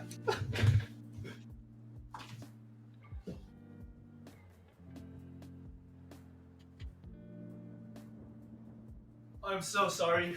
Dude, no worries. Again. It's okay, it's okay. Where was I? Serving jobs. Yeah, you were doing that ever since. Yeah, so I still serve. I've served for different shops, mostly ramen shops and sushi shops. I did a little bit of K barbecue boss needed me at another location, so I'm at another location. But yeah, serving I think is one of the best part-time jobs if you have the social battery, because tips are so lucrative. They're so lucrative. You might be paid minimum wage, but that tip kind of makes it feel like a full-time job hourly.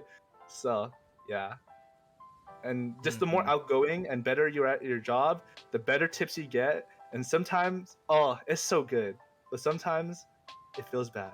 I think the only downside is that you get really like the Karens, or you get really unreasonable customers, which definitely make my day a lot harder and a lot worse than it started.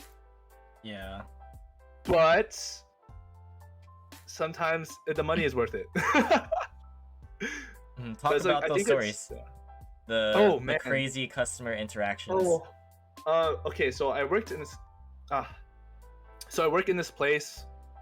Okay, I don't work there anymore. Okay, so it's okay. So I worked in this place in San Diego called Hillcrest. Okay. And there is a strong homeless community there, as well as like a lot of people of different economical backgrounds, right? I was closing up this ramen shop and emptying out this cooler, and I'm just like outside. It's 10 o'clock.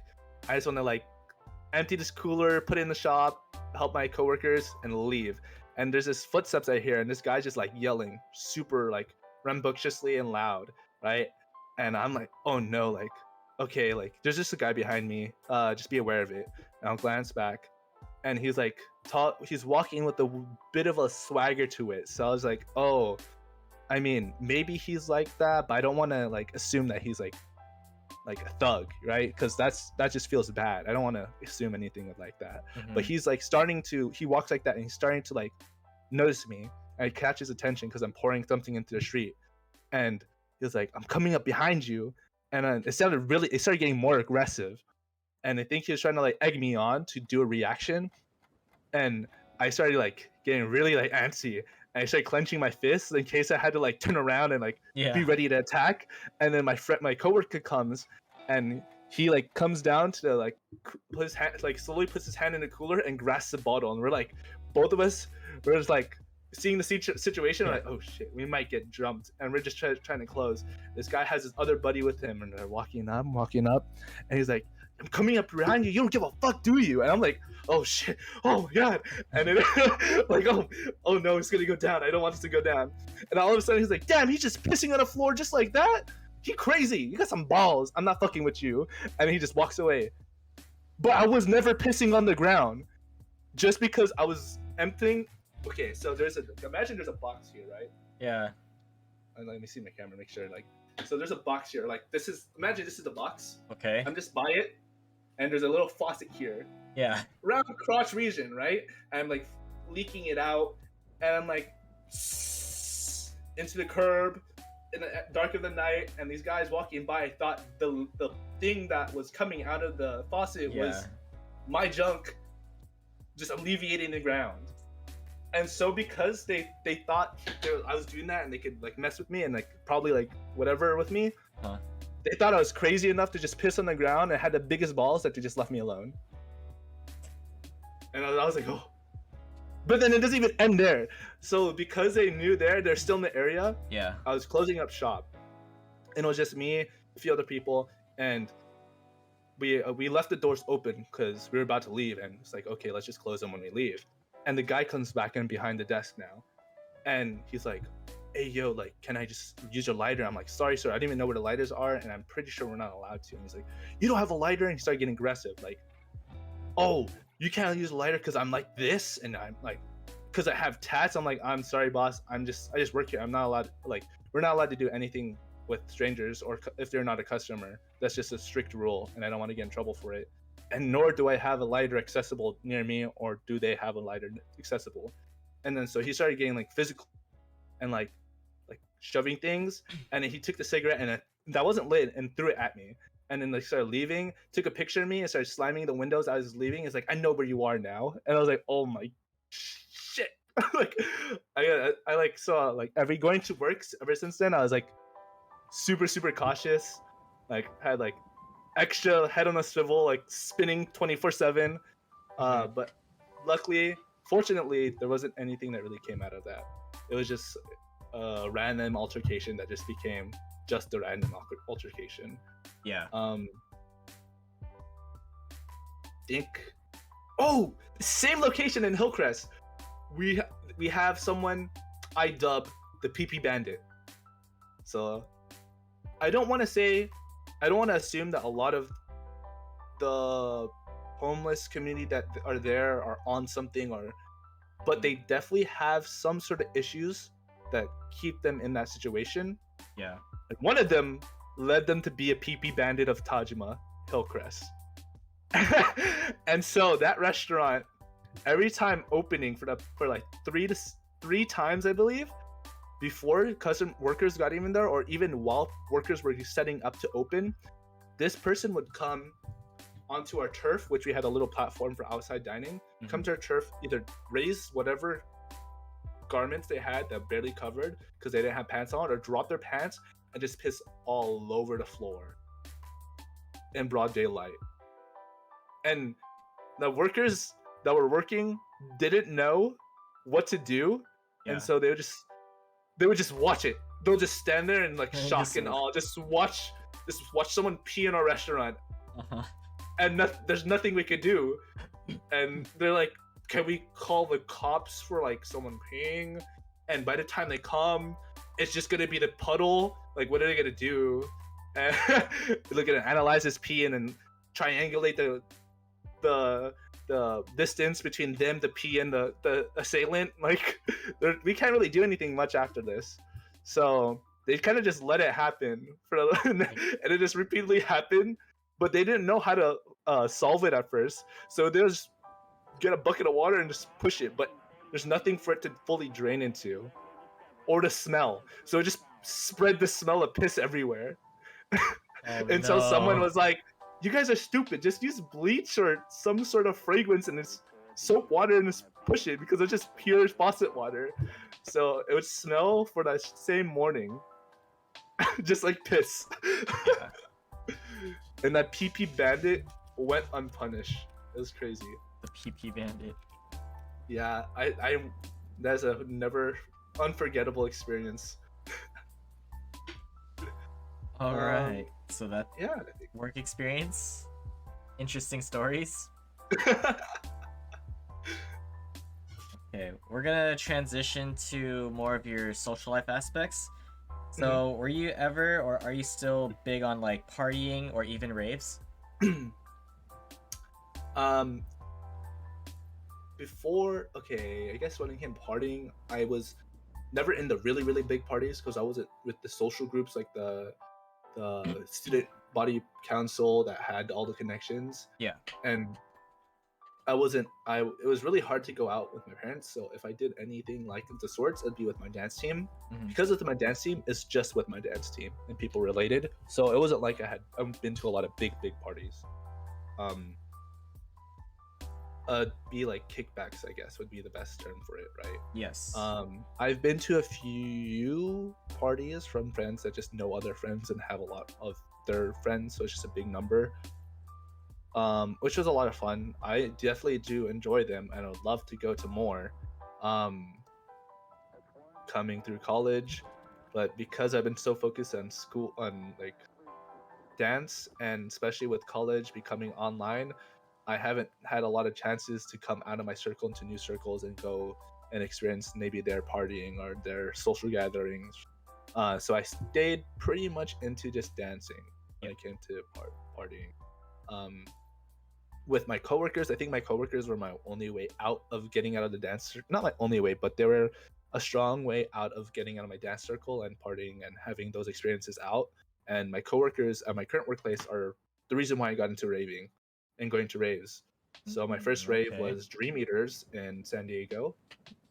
That was really cool. A lot of fun. Learned a lot, experienced a lot.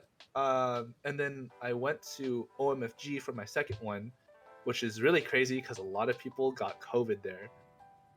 And I was so I went second day OMFG, and my friends I was carpooling with and staying with, they were supposed to stay with me a night and then leave, and they decided to go to countdown to next day for the last day. So go second day OFG and a second day countdown, and I thought I had work, so I didn't go to countdown because I thought I had work the next day, and they were about to just kidnap me and bring me regardless if I wanted to go or not. But because I went to work, I went to my workplace, and it was closed, and my dumbass forgot to see the message and memo that we don't work the next day, so I missed countdown completely. But luckily it kind of probably saved me from getting COVID, because somehow I got the power of plot armor and didn't get COVID at OMFG, despite all my friends there getting COVID. And everybody that went to OMFG to countdown was guaranteed getting COVID, which sucked. But I guess like going to the rave, I was like, I'm ready here, I'm probably gonna get it, and I kind of accepted that I'm gonna have to like quarantine for the next 2 to 3 weeks. But then I don't know, I got RNG blessed, like the RNG gods blessed me for that day. I got lucky. But yeah, those were really fun. I had so much fun, and it's only been my second one, maybe my third day total, and I want to go to so many more. But yeah. Nice. Favorite EDM artist? I used to listen to EDM growing up because dance and all that jazz. So I used to listen to like I guess it was like back then it was a lot more like electronica and like dubstep. That was I listened to be more specific. Now, excuse me. My favorite artist is Madion, and I saw him at Dream Eaters, and he performs so crazy. So I love his shows, and his sets are so crazy. I also, going to OMFG, my favorite artist there was Akali. So I love Madion. Dream Dream Dream is my favorite song. It made me cry the first time I listened to it in my car at 3 a.m. driving home from a party. And and then Akali was so crazy. I love his music. I think a controversial artist, because of things I've heard outside of just coming to their music, was JVNA. But I loved the songs because it's a lot of weeb. Like, she used Kingdom of Hearts and Demon Slayer theme to make like EDM songs, and I thought that was super hype. I love those. But yeah, I do like her music as well. Nice. Okay. So let's talk about some of your interests. Let's do a top 5 for movies, top 5 for shows, and top 5 for anime. Ooh. On the spot. Top 5 movies. Wait, does that fill out everything? No, that's a little bit more. Guess just for one, all the Spider-Man movies. Okay. I guess Marvel. I love Marvel. Star Wars. I love Star Wars, not including the latest trilogy. I hate the latest trilogy. It's not enjoyable. Maybe just the first episode of that. But Star Wars, Marvel. Yeah. As cheesy as it is, oh no, Silent Voice is one of my favorite movies. That movie made me cry. There's this movie called Son of Rambo, and it sounds very, very, very, very violent, right? Because it's like Rambo's like a crazy war kid, but it's about these two kids.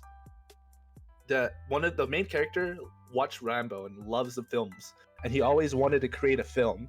So he tries making a film as in being in like a child, and he meets this kid that's like seen as like a delinquent, and they end up being friends and end up deciding to make this movie together. So it's this whole journey of them going through this emotional roller coaster of making a movie, getting bullied by people, and like going through hardships. And it's not violent. Well, it's not technically violent driven at all. It's just this coming of age story, and it was super wholesome. I was like in middle school expecting to see like crazy blood, guts, and horror, and I was like, yeah. And then I watched it, and I just started crying from all like the whole show, and I was like, what the? I didn't expect this. So it took me by surprise and became one of my favorite movies. Marvel, Transformers, Son of Rambo. Oh no, Marvel, Star Wars, Son of Rambo. Silent Voice. Silent Voice. What's the last one? That's so hard. This is such a... Sound of Music. Surprisingly, I love the movie called Sound of Music, the musical. I grew up watching it non-stop when I lived in Hawaii. Okay, nice. It's such a weird, slow. That's a weird top 5. It's all good. That's movies. How about shows? Shows. Mandalorian. Huh? We Are All Dead is really good. I love that show so much. Oh my god. The one that just came out? The minute it came out, I watched the entirety that same night. I gotta watch that. Okay. It's so good. What else? What other shows I see? Love Avatar because technically that's not an anime. The same creators of Avatar made this thing called Dragon something. Avatar Dragon creators Dragon Egg show. I think it's something. It's a show made by the creators. Oh, the Dragon Prince. It's on Netflix. It's also it's made by the creators of Avatar, and the main character is voiced by the actor of Sokka, which is one of my favorite characters. Mhm. I could go on and on about Avatar, Avatar: The Last Airbender. You know, shows. I can't like ADHD. I said Avatar, Mandalorian. We Are All Dead. We Are All Dead. Dragon Prince being the fourth one, I guess. And trying to think. See if my Adventure Time. I grew up loving Adventure Time, and I got their autographs. Adventure Time. All right. This is gonna be a good one to hear your anime top 5. Oh, okay. Anime top 5. Demon Slayer, Jujutsu Kaisen for sure. I think that's really easy. I'm gonna put one just because I know it's gonna be good. Is Chainsaw Man, because I read the entirety of that, and then it just was announced that it's gonna be an anime.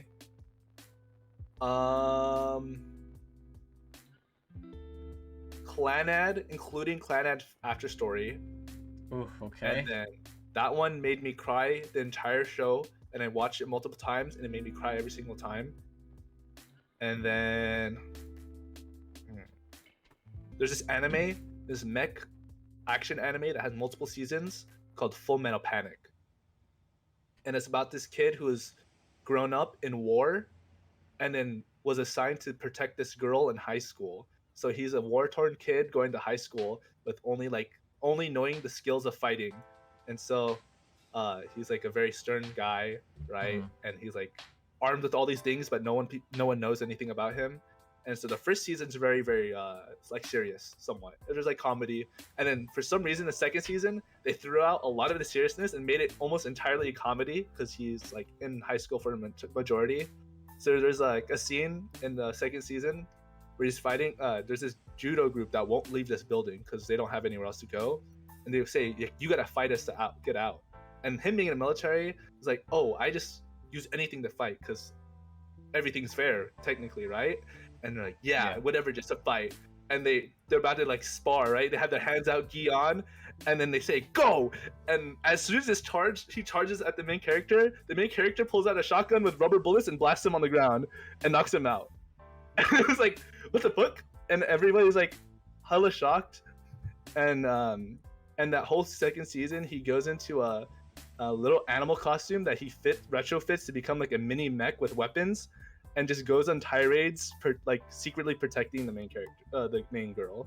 So yeah, that's Full Metal Panic, Jujutsu Kaisen, Demon Slayer, Chainsaw Man, and Clanad/After Story. All right. So now, before we transition to the next topics, do you need to use like break or anything? Because I'm gonna use the restroom real quick. I think I'm good. Okay. So you could entertain chat for like a minute or two. I'll be right back. Yeah. We're gonna talk about relationships next. Okay. All right. Oh man. guys, I'm not ready for relationships. Yikes. How are you guys do? Sorry, I was gonna go for like a cough drop because like I like snacking on these sometimes, and I went to my cough drop bag and I found $1. Whoa! That's crazy. Wait, that's so hype. What the? Wait, that's kind of cool. Okay. Today's pretty good. Have you seen Boba Fett? Yes, I've been watching it. Have you seen the latest episode? And the memes about it? I'm not gonna say anything because I am smarter than that. Oh, of course. You could, here, take it. Or maybe if I ever meet you, I'll give you that $1. I'll save this exact $1. I'll put it on the side. But yeah, Boba Fett's so good. Holy, it's kind of weird watching it, but I enjoyed it a lot. Oh yes, and then they say this is basically like, oh man, I'm not saying anything. I can't say anything. That's way too revealing. But yeah, you know, have you seen the memes?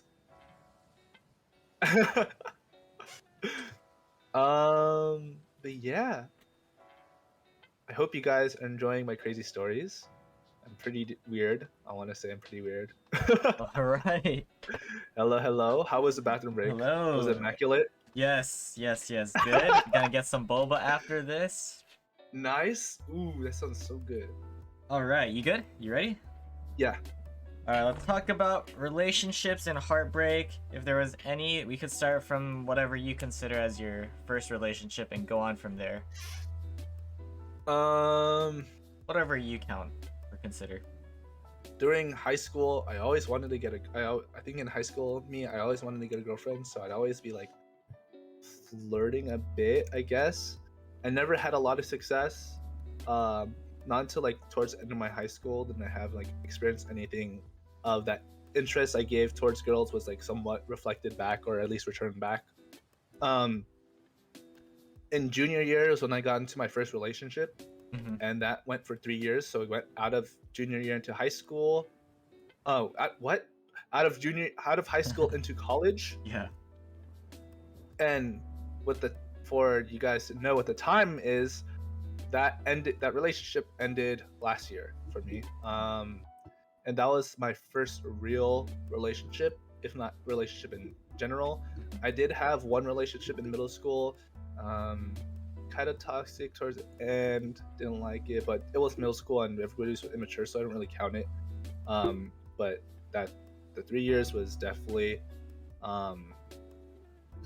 with my ex was definitely like a long and a very growing and huge learning experience for me. Mm-hmm. Yeah, where should I go with it from here? I guess since that last relationship, the 3 years, I have dated around, but currently not really in anything. Yeah. I think I've always because like majority of my time for the last, like it's not even been a full year since the breakup. I would say like the last majority of 4 years have been always with somebody by my side, and it's like to experience everything and help pick me up or help support me when I need it or give me the like criticism when I need it. This is the first moment in a long time to be by myself and learn how to be by myself and not have someone to rely on, which is not a good thing, but to learn to be more independent. Okay. Yeah, so if you don't mind answering like specifics, like over 3 years, that's pretty long, right? So how was it in the beginning and what led to the end of it? And also what did you learn from the relationship? Okay, how did it start? We met on our dance team, the junior dance team I was on called 110. It's crazy because there's a few like short things and things I had with people right before while knowing this person, and we went to a party and there was this one female, this girl that looked like somebody I had a thing with that ended, and so, and at the same time I looked like her ex, and we're at a party, and I'm not revealing that we consumed anything of the legal matter, but like whatever party happens and whatever happens at a party happened at a party, maybe, possibly, and that became a bad mix with both of us looking like things that we had past things slash exes with, and this I was like whoa, and there's a lot of like whoa, and I was a lot of like me like what is going on, I don't like this, and a lot of the like oh my god, separate them, what is she doing, and all that jazz. And while this all happened, my ex, who was still into me because she was into me first, watched the whole situation go down, and I felt so bad like coming into the relationship and realizing that all happened while she watched. Yeah. And that like I was like oh my god, that must be terrible. And she was like yes it was. But my friends helped me kind of like be like, isn't this person like pretty great? And I was like, yeah, I really appreciate this person, but I never saw them as that. And then they all hinted towards like this person, and they started like coming around and started reciprocating feelings, and we confessed to each other. And from there, um, we became a couple. It was being in high school. Both of us didn't drive for a while, so all of our time to get spent together in the first year slash first year slash like 2.5 to almost 2 years was like all online slash seeing us at practice, or whenever we'd be able to get rides to see each other. Yeah. But most of the time was like us being on call on a party call an app called House Party. We're on your video call 24/7, and you just have those like little chat rooms. But yeah, that was how it started from dance, I guess. Basic to say, kind of be concise with that now after seeing the whole story. Why our relationship ended? She ended it with me and kind of broke us up. Let's see. Without going into like super specific details, some of the issues is that we have. This is also our first relationship, so we're all learning. And at this time of learning, we've also made a lot of mistakes. And over time, some of those mistakes continued or were never fully solved. I want to say a lot of it felt like my response, like gosh, I made a lot of mistakes. Just in being able to be good in a relationship, like reciprocating love languages or learning love languages, or sometimes some of the basic things. But all of those things added up, and at the same time we had our own baggage that we had to deal with, and it would bleed into us, and that wasn't very healthy. And all while that happened, we were like fresh leaving high school going into college, so it was a huge transitional period of finding ourselves. And with all of those different XYZ variables happening and things not working up, it just kind of surmounted to us, her realizing that we don't work anymore, and we were becoming people that we didn't want to see in ourselves. So she decided to be. She just made the mature choice of calling it quits while before it got any worse. If it were to get worse, based on the trajectory of how we were, and made that mature decision, which although it broke my heart, and it definitely hurt, I learned a lot from it, and I respect her a lot for being the mature person to like realize this and make the decision and be very concise and mature about the whole breakup as well. Yeah, it kind of, I think for me, it hurt a lot realizing that she kind of like the hardest thing for her was trying to go through with it.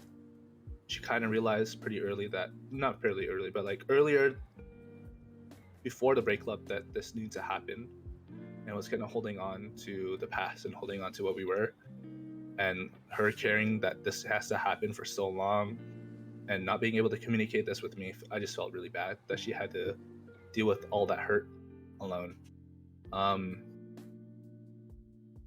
Yeah, coming out of the relationship.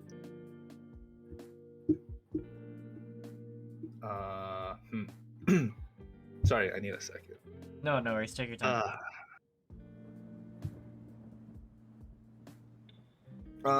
Yeah, it was pretty hard. I think in the whole experience, I've had a lot of up and downs, and she had a lot of up and downs. And I want to say, as much as I wish it wasn't true, I like became very reliant on having her there and support me.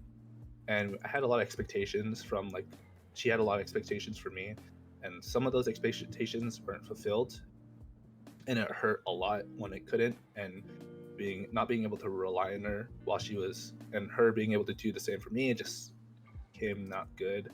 And I learned that, like, I'm learned to be more independent, and I need to be more independent. I think I've always had a strong inferiority or like toxic mindset that I'm not doing enough, or I'm never enough. I feel like this is a common trait within the Asian community. Like, growing up, you feel like you need to do more. Maybe in kids in general, especially our like my generation, the bar keeps getting pushed higher and higher, and kind of growing up behind that, you have to always reach even higher bars than what people before us did, because that means it wasn't good enough, I feel. And having that mentality that was not enough is definitely not healthy to be in a relationship. And a relationship, I feel like most people can agree on, is supposed to be two fulfilled individuals that come together. You're not supposed to be the reason to be happy for them, but you can be happy with them. I feel like if someone was to be your happiness, like, what is your own happiness? You need to find your own. And if someone is your happiness, you're just kind of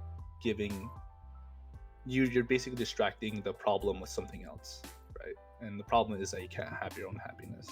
So I had a lot of those troubles, being alone and independent with myself, and being okay by myself. So I kind of just learned to do that for the time being. Also learning, like, after this relationship, that, like, although all these hardships happen, that, like, and maybe these things I've done, or what things she's done, led to our breakup, regardless of the situation, even at that time, it would be the same. And what I did was enough. And unfortunately, that enough was just not what was needed for that to continue. And I have to just learn to accept that. And for a long time, I didn't like how people phrased it, but people would always say it's fine, like, this is just practice. And it felt really bad, because to me and to her, I think we could both agree that, like, regardless if we aren't together anymore, we are still very proud of what we've had, for being a first relationship for both of us, that we've gone so long and learned a lot and grown so much, that, like, we're proud of it, even though it's come to an end. Maybe I haven't talked to my ex in a while, and maybe her opinion has changed, but from the last time we've talked, we are still proud of what we made and what we had. So I think, to me, I got really upset hearing people, it felt like they minimized what we built together and what I put into. But, like, it is kind of true that each relationship you go to, until you find that one person, or that long forever relationship, everything is just a learning experience. Yeah. Yeah, since then, like, with learning, being alone and learning alone, I've been like going on dates with myself. Um, I found my love in streaming a lot. Like, kind of learned of it because I streamed before the breakup a lot. Not a lot, but like I just streamed, and I wasn't really like. I liked doing it, but I didn't know what I was doing, and I kind of just threw things at the wall. It didn't work. Definitely didn't work because definitely not super big. But um, it was hard to go back into streaming after a breakup because the last stream I had was with my ex, and it was a waxing stream. So it was like a lot of fun moments and goofy moments and a lot of my pain, but physical pain. But now I'm watching this physical pain while having an emotional pain. So it was hard. Like approaching my Twitch page to like see what because I would always still look at it and see like what I have to work on. I'd open my Twitch page and my last stream was the waxing page stream, and that was really really hard for me to even like just look at. I would just turn off my computer and lay down for a while. But I kind of like started after a while. I started missing it a lot, and I decided like I need to just move on and keep moving forward, and like stop looking. For a minute, I just like ran away from my problems and didn't look at my Twitch page, and I would just turn on stream. And so I basically just waited until I had enough streams to not look at my stream and Twitch page and see that that was the last page, because I just missed it so much and I didn't want something to stop me. So I kept streaming, which I'm thankful for because I made a lot more connections. I met like you, I met a whole bunch of friends like Kat, and as well as streaming IRL friends that are a lot bigger than me slash a lot bigger than me, and that they've been mentors to and helping, like very encouraging of teaching me the ropes or things I should be doing or what I'm doing wrong, as well as encouraging me and being like, yeah, you can definitely do this. Like, I mean, we're doing it.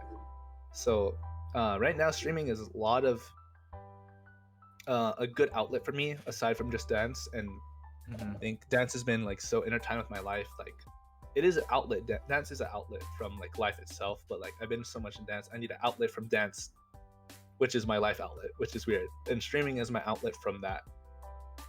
So yeah, I really found my love for streaming through a breakup. Yeah. Aside from that, I also wanted to, because I've been so reliant on being with my ex, we'd hang out a lot, and I learned coming out that I need somebody outgoing with me, and I need a very like a high energy person, or someone that could support or is okay with my high energy. But I had terrible, still pretty bad social skills and social knowledge. So because of coming out of the relationship, I decided I need to really work on my communication skills in like a social space, as well as like more interpersonal. So I took a lot more communication classes, as well as started watching a lot more lectures and courses like Charisma on Command. As weird as that sounds and goofy as it sounds, I watch a lot of Charisma on Command, the YouTube channel, and it's very helping for like giving you confidence or seeing like techniques or ways that you should be like approaching social situations, but with still being very genuine and not just putting up a facade because you learned it from a video. Yeah, I think I learned a lot. I got like a drive for wanting to be that social butterfly. Like I said, like I want to be out. I want to say I'm extroverted. Maybe I'm a little bit pretty introverted, but I try my hardest to become what I want to be, and I kind of fake it till I make it. I want to say, yeah. Gotcha. Yeah. Okay, so aside from like relationships, how has your mental health been as of recent, even today? As of recent, it's been pretty good. I think there's a few things that I'm disappointed in myself that I'm not doing well enough, but it's just things I need to push to do more. It's just more reasons to do it, like my organization skills, and like just forcing my motivation to like go out there and break past my shell of being shy or self-conscious. But I am generally a lot happier, a lot fulfilled more with myself since then, I want to say. But my mental health has like picked up and varied up and down. Like towards high school, I had a bad like mental state, and having that high school kind of like being able to survive off it, decided like kind of kept a habit of it. And going into college, it didn't support, and I ended up going into like, hopefully this is not triggering for some people, but like some suicidal thoughts slash like attempts, and diving like really deep down the rabbit hole of like not being good, in a lack of like better terms, or like I was never diagnosed with depression, but I would say maybe I was close to it at the time, Yeah. because I feel like you don't just be sad and then that leads you to that next step of suicide, suicidal thoughts. I feel like there's a lot more steps going down that really dark stairway that leads you to that ending off point. And so um, I was supposed to get a lot of therapy, which I still want to get therapy, although maybe I don't need it as much as urgently as I did before. But whenever I tried like a school counselor at my college, and it wasn't a good fit, nor did it help. I tried writing things out, but I think I was just such in a bad mood. Reflecting on the things written just made me more disappointed and depressed and sad with myself. And so I had to like kind of get out of my shell and start talking. I started talking to my mentors again, slash like trying to really like sit down and reflect and try to do it more independently, which is definitely not something I would recommend for some people to do, because I feel like I just got lucky that I got away scar free, no scars or anything of punishment, out of whatever like dark place I was in back then. Mm-hmm. Yeah, I want to say definitely my early like first few semesters of college was really rough mentally. Not the brightest moment, and like the brightest place, like seeing myself, because it bleed into my relationship and possibly was a contributing factor to the breakup, as I mentioned before. Mm-hmm. And then also it was around the same time I first joined my 220 team, and my first half of that whole year, everybody didn't really vibe with me because I was such in a dark place, and I kind of have my emotions on a sleeve regardless, and I'm not really the most skilled at being able to hide it. It would bleed out into practice, and I would just not give that good energy. Like I said, like I mentioned, in like having bad energy during my auditions. Mm-hmm. So that also continued during out like rehearsals when I finally got into the team, and had like talks and grew into toxic mentality. Like people, I told people like people didn't think I could make the team, but I made it. And now I told them so. But now I'm on the team, and they're like, oh my gosh, everyone's better than me. This is why people didn't think I can make the team. And now I don't deserve to be here. But now that means every practice, I need to make or break and prove why I should be here every rehearsal. And if I don't do that, I don't deserve to be here. And so every time it never amounted to what I wanted to see, which was almost every rehearsal. It would just be a step down further to like hurting my mental state, which wasn't really healthy. Yeah, definitely not good.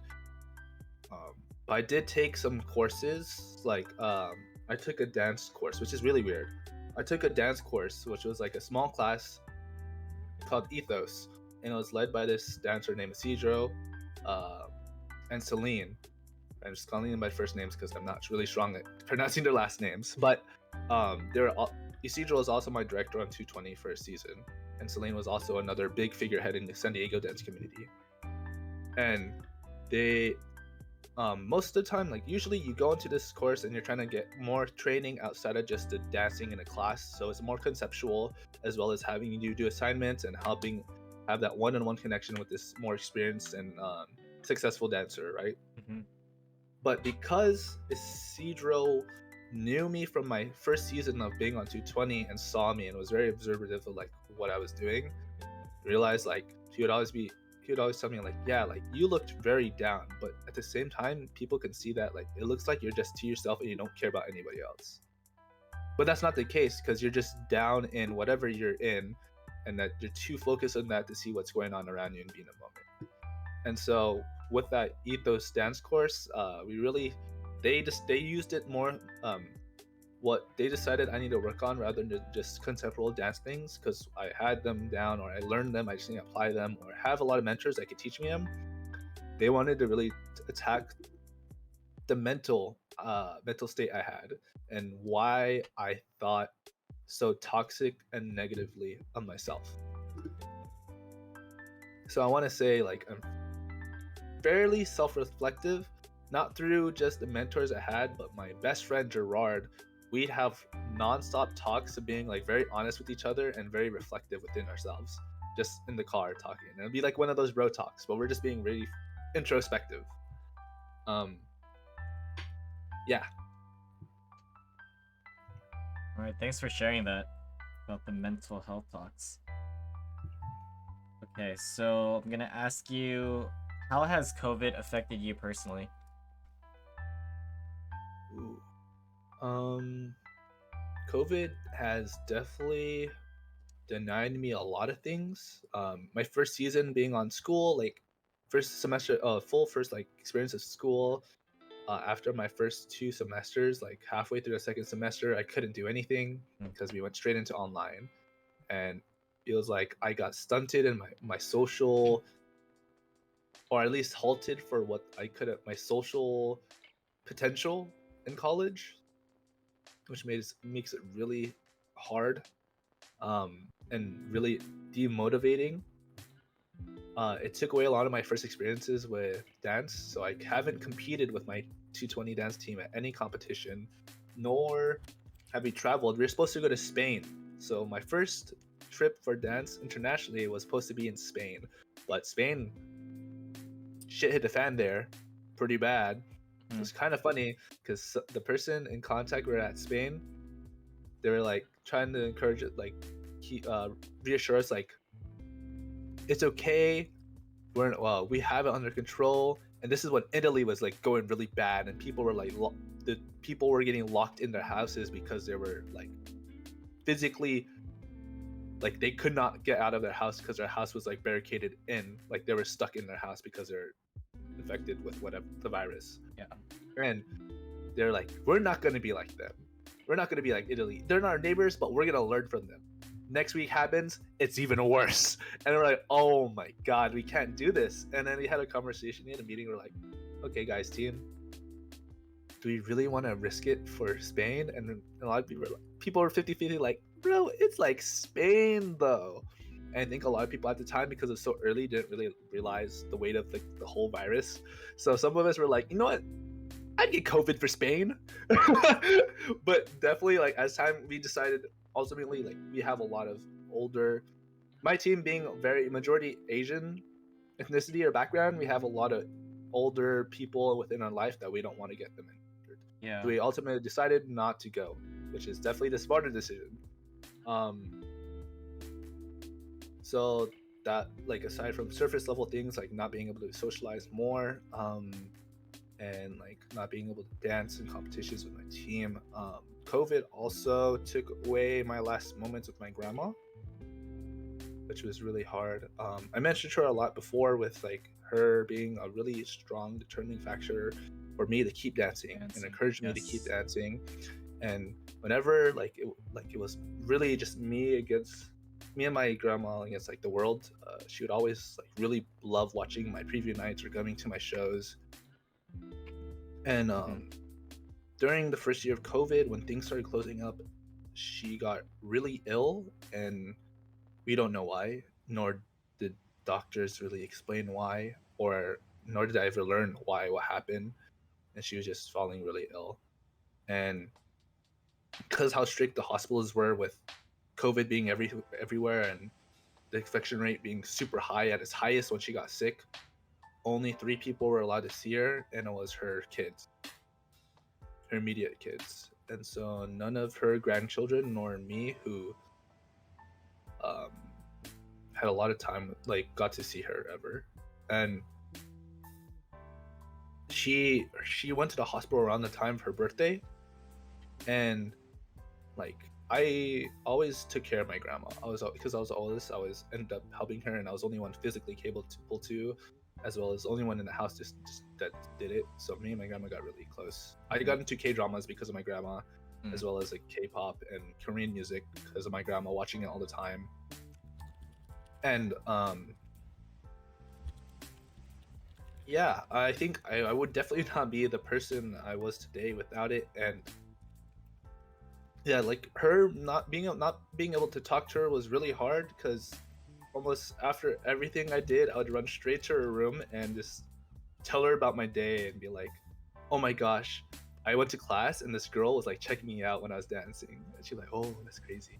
Or I'll tell her like, "We went to a competition, we won 3rd place," and we would go like both be great, like exploring, like getting really excited, and it would be almost like like ceremonial that every day I did something, regardless of what it was. If it was just a rehearsal, I'd just run straight to her and talk to her about it, all throughout like middle school to high school. And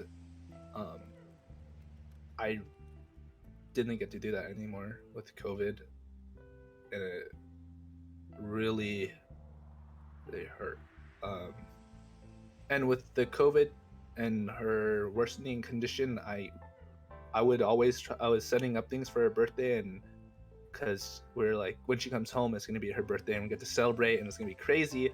And every week coming on up until her birthday just got more grim, and her condition worsened, and we didn't get to even see her or talk to her because of her condition and the worsening condition of the situation and environment.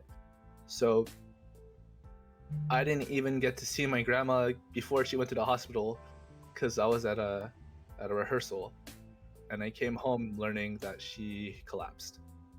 And like I can't, because of that, I can't even remember like what was my last interaction I got to talk with her or see her in person. Really, ooh, that really sucks. Yeah, so I like really don't like the situation with COVID. Obviously it's like something to take seriously, and it just sucks. I don't have any like political reasoning behind it. I just, hopefully we're just, as a society, is smart enough to do what's needed to have it end soon, so we don't have to deal with these hardships anymore, and have those like things really stolen from us. Because I feel like since losing her, like I got lucky that I got to get really close with my grandma, and Yeah. it kind of sucks seeing like, especially with Asian hate happening, and then all those Asian hate crimes that were reported on social media being towards old people, is really upsetting, and it really sucks, because it's like that could have been my own grandma, or like, how could you just do this to somebody, you know? And yeah, I think the biggest thing I lost was just having the last moments I wanted to have with my grandma. Yeah, Gotcha. Thank you for sharing that, man. of course. Okay, so switching gears, let's talk about the bright things. What are your current goals and aspirations in life right now? My current goal in life. It's fuck bitches and get money. No, definitely not that.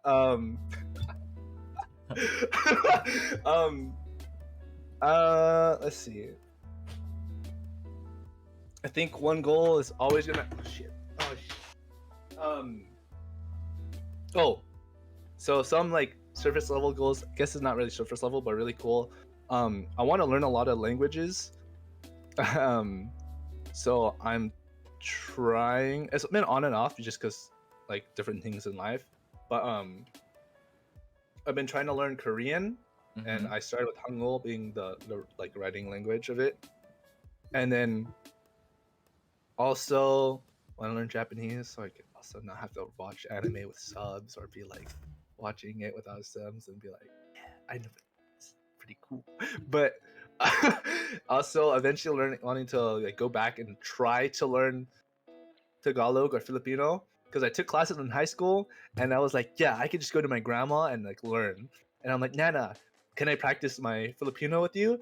And then I say a line and all she does is laugh at me and I walk away and I'm like, all right, good tutoring session. Yeah. Mhm. So I never really got a chance to like learn a different language and be really motivated to do it.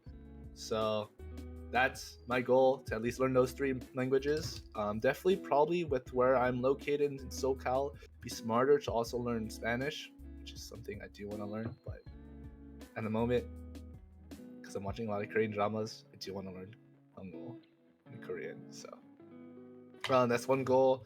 Aside from the dance goals, like I said, I'm very spiteful. So I had a 200 follower celebration stream where I was in a maid outfit, and then my parents came down and saw, they're like, was just watching me like, what are you doing? And then I was like, I'm in a stream, it's a celebration, and my mom was like, is anyone actually even watching? And I got so offended that it fueled me to become a better streamer. And so when I'm able to hit, my goal is 100, like my minimum goal is I want to hit 100 average viewers. I would love to have simps and like sugar mommies slash sugar daddies like Mhm. for subs and all that jazz, but that doesn't matter. Just the viewership and consistent viewership and people enjoying the content, genuinely loving the content and my personality and what I'm putting out. I could be like, oh my gosh, mom, I thought no one watches me. Oh my god, ooh, do you see these? These are real people sending things. That's crazy. And then if I get like anything showing that people actually watching me, like interactions, like art or all that jazz, like from watching like other bigger content creators get like fan mail. Oh Mhm. my gosh, if I got that, I'd be so livid. I'd cry because that's so sweet. But then instantly, as soon as they're crying and emotions, like the heartfelt emotions end, goes into the more like gritty, like slimy, spiteful person. Like, ooh, mom, I'm gonna hold this over you, and I get to say, "I told you so." But beside that, Yeah. um, Fight. I do. so, so I do want to become I do want to see like I would love to see like my channel grow, and like that is definitely a goal. Partners, being a Twitch partner is a goal for mine 100%. I think yeah, that's basically, yeah, stream goal is just to hit partnership and like have Yes. it be a really cool, like, I think it's just a hobby for me. It's just a fulfilling hobby, and I'm very competitive, so, and I'm not very complacent. So whenever I do something, I never want to just like have it be done. So that's the only thing, like that character trait is like really driving me to be good at dancing as well as like pushing effort into streaming. Otherwise, I'd probably just drop it after the breakup or after I saw like one viewer Andy's and being a one viewer Andy, still. And so like partnership, my dance goals are like teaching all those other teaching. Oh, hello, thank you, thank you, appreciate it. Sorry, Woo, I got clutch. food. I'm so Let's hungry. go. My muscles were dying. I was working out and I needed protein, but I didn't have protein. Food. Oh, I'm gonna eat this after. I'll save it. I don't Yeah, want to yeah, eat yeah, it. yeah. All right, That's all right. that's for OnlyFans. But Uh-huh. but dancing. Yeah, so like the things dancing for like great artists on shows would be really cool. Um or like a music video would be really crazy, or just mostly teaching class and having a class be really full. And like aside from just having the big numbers and seeing everybody want to come to my class, I'd love to just teach a class and then someone say like, thank you for teaching me, I had a lot of fun with your piece. Or from like learning, seeing my skill level, there's like someone just asking me like, so I just learned your piece, like I'm not sure if you're watching me, which is something that happens a lot, is like, can I get notes if you're paying attention, and like what I could improve. And then people just coming to see like my skill level Hmm. and either having a lot of fun or seeing what I have and believing that I could give them a lot more in knowledge or help their growth is just something I would feel very fulfilling for myself. Um, Another goal. Uh, Eventually would love to be fulfilled with myself and happy with myself, which I'm on the road to be like, be a good, just a, I guess a good boyfriend. Yeah, I just want to be, I want to be a good person that I would be happy with being in a relationship. Yeah. I feel like if I became a female and were to date myself, I'd want to be somebody who would just not want to leave ever because I'm just that amazing and just just a perfect person. What else? I think that's basically most of my goals. Looking cool 24/7 is a good goal too. Okay. Um, Okay. yeah, that's about it. Meeting celebrities would be cool, but I feel like I've met enough. I think definitely a new goal is to socialize more and make more friends. Yeah. As childish as it sounds, I want to go out and make more circles and just be bigger than life. Aside from just being friends, I want to be, yeah, bigger than life and have a lot of friends that genuinely I like and they hopefully genuinely reciprocate it back. But yeah, I think that's basically it from me on the goals. All right. Let's talk about social media. Big topic. Other than Oh boy. Twitch, what platforms are you currently active on, and what are you doing there? Okay, platforms. So my first platform I was on, currently that I'm still on. Well, not first one, but one I've been on the longest and currently on is my Instagram. I hopped on it when it started and I posted random stuff. Now posting mostly like mostly posting dance content and just like a little portfolio and slash like pictures of myself. Um, but now definitely it's like a nice way of connecting with friends with it, as well as like putting out my stream. It'd be cool. Excuse me, sorry for burpoo. Have it blow up. It'd be cool. Like have my Instagram blow up, just more spite, but it's feeding my ego and spiteful tendencies. But it's more of just connecting with other dancers and being able to build a portfolio. This is what I do. Aside from not only just dancing, some of my stream like clips are on there, but another page that I'm on aside from my Instagram is my TikTok. It's the same name now, luckily. Um, but I use it mostly for my streaming content and some dancing, which is still intertwining because I dance a lot. I would love to have more streaming, like dance and stream stuff connected, but it's mostly like clips and edits. And it's a good practice for me to like learn how to edit and how to format and video things and stuff like that. So it's more of a learning experience, but it's also to grow my Twitch page because you cannot grow Twitch just being on Twitch purely. You need to add more to make yourself out there, draw viewership in. So TikTok, Instagram, Twitch, streaming, which I've said, and that's why I'm here. Also YouTube a little bit, but it's mostly dance content, and I'm pretty inactive with it, just because I haven't shot a lot of dance stuff. But I would like to in the future, I hope to in the future, make a lot more dance content to post on there, slash just content in general that I would be comfortable with sharing. Just haven't figured out what I want to do with that. And recently, have made a Twitter Um, I've always felt weird about Twitter because like Twitter has the best memes. Like the memes that come from Twitter are just so immaculate. They're like, mwah, chef's kiss.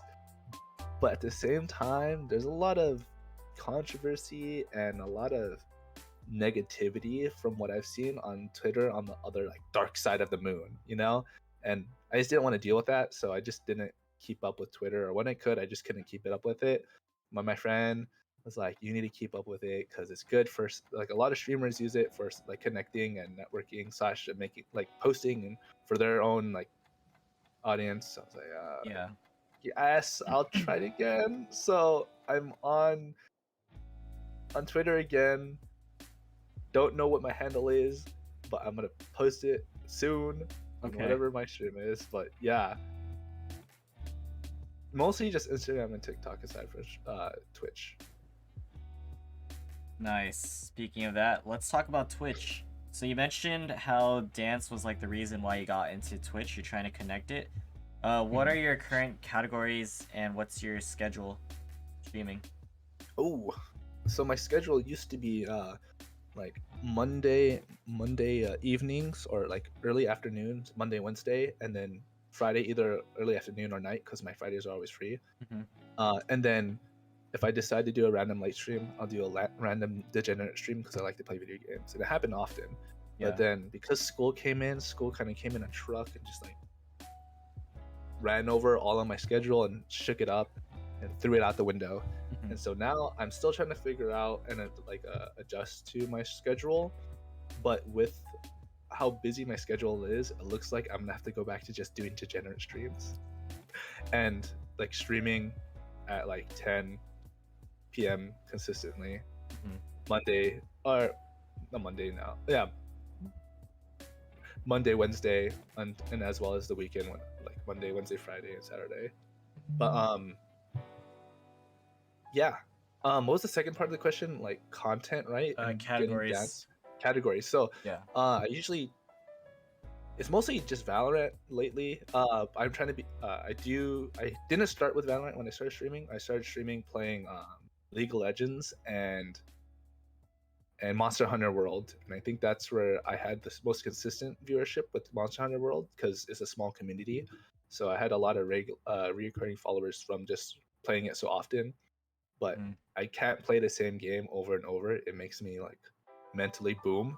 So I eventually switched and rotated out of games. So I would like to say I'm a variety streamer and just plays a lot of different games because I can't play the same game forever, and I need to take breaks or rotate games out. Yeah. So aside from like Valorant, definitely TFT here and there, but mostly on my own time. Music, because I think music and art is the best place to put dance in.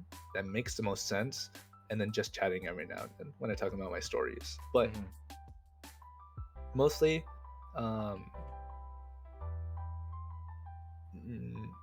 mostly Valorant. When I do dance, when I'm able to, it's gonna be under the music and art page because I think that's the only thing that like technically justifies for it.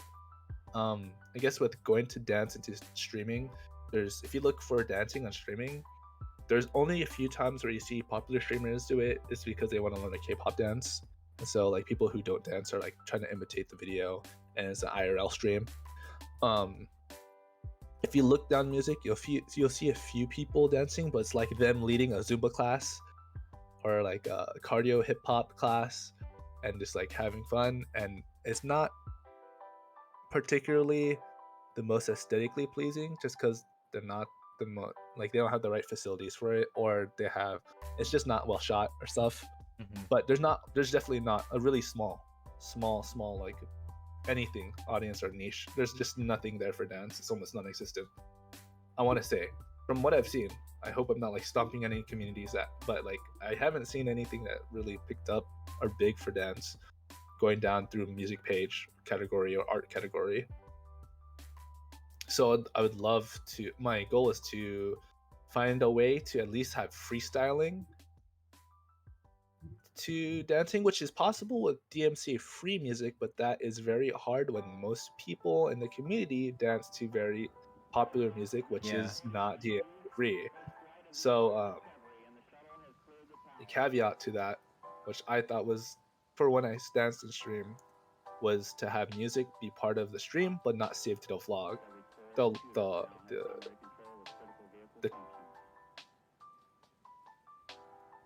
what is the term? But like to the VODs. Gosh, I'm so dumb. The VOD. So the music wouldn't save to the VOD. But I thought it was always funny because then they're not there anymore because I haven't freestyled in a while on the stream. But if you watch past freestyle streams, you wouldn't hear any music at all. So it's just me going crazy to just nothing, and you just hear my panting.